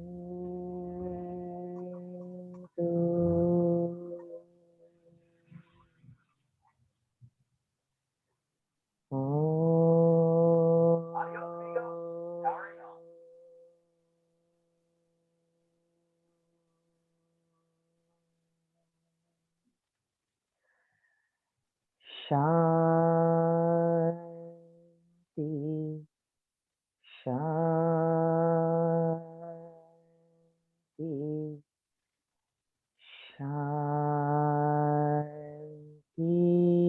Shanti. Thank you, Kushbu. God bless you, everybody. Just for the just for the record, if any of you are around on my deathbed, you can just plug my earbuds in and play that over and over for Sure. me. It touches me so deeply. Oh God, you have put a very big responsibility on me, and I take it with all my all the power of universe in me. Thank you. Thank you so much. Take care. Good night, everybody. Good night. Good night. Good Kushbu, night, Sandy. Good night. Kushbu, do you know Bede Griffith? I will know now. I'm Googling him now. I stayed at his ashram in Shantivanam in Trichy 35 years ago. He's a great leader of the fusion between the Christian and the Hindu mystery. So Say the name again. This was Bede, before I was born. yes, Bede, B-E-D-E, and the last name is Griffith, a Welshman. He was a Welsh monk in a Christian tradition who became a Hindu and a Hindu guru. Oh, I see him now. Yeah. Beautiful man. Thank you. Okay. Thank you. I have seen him. Yes. Not known. Yeah. Yeah, he's a holy man. Okay, good night. Yep. Peace. Good night, everyone. See you tomorrow. Bye-bye. Bye bye. You're good, sir? You're good? Yeah.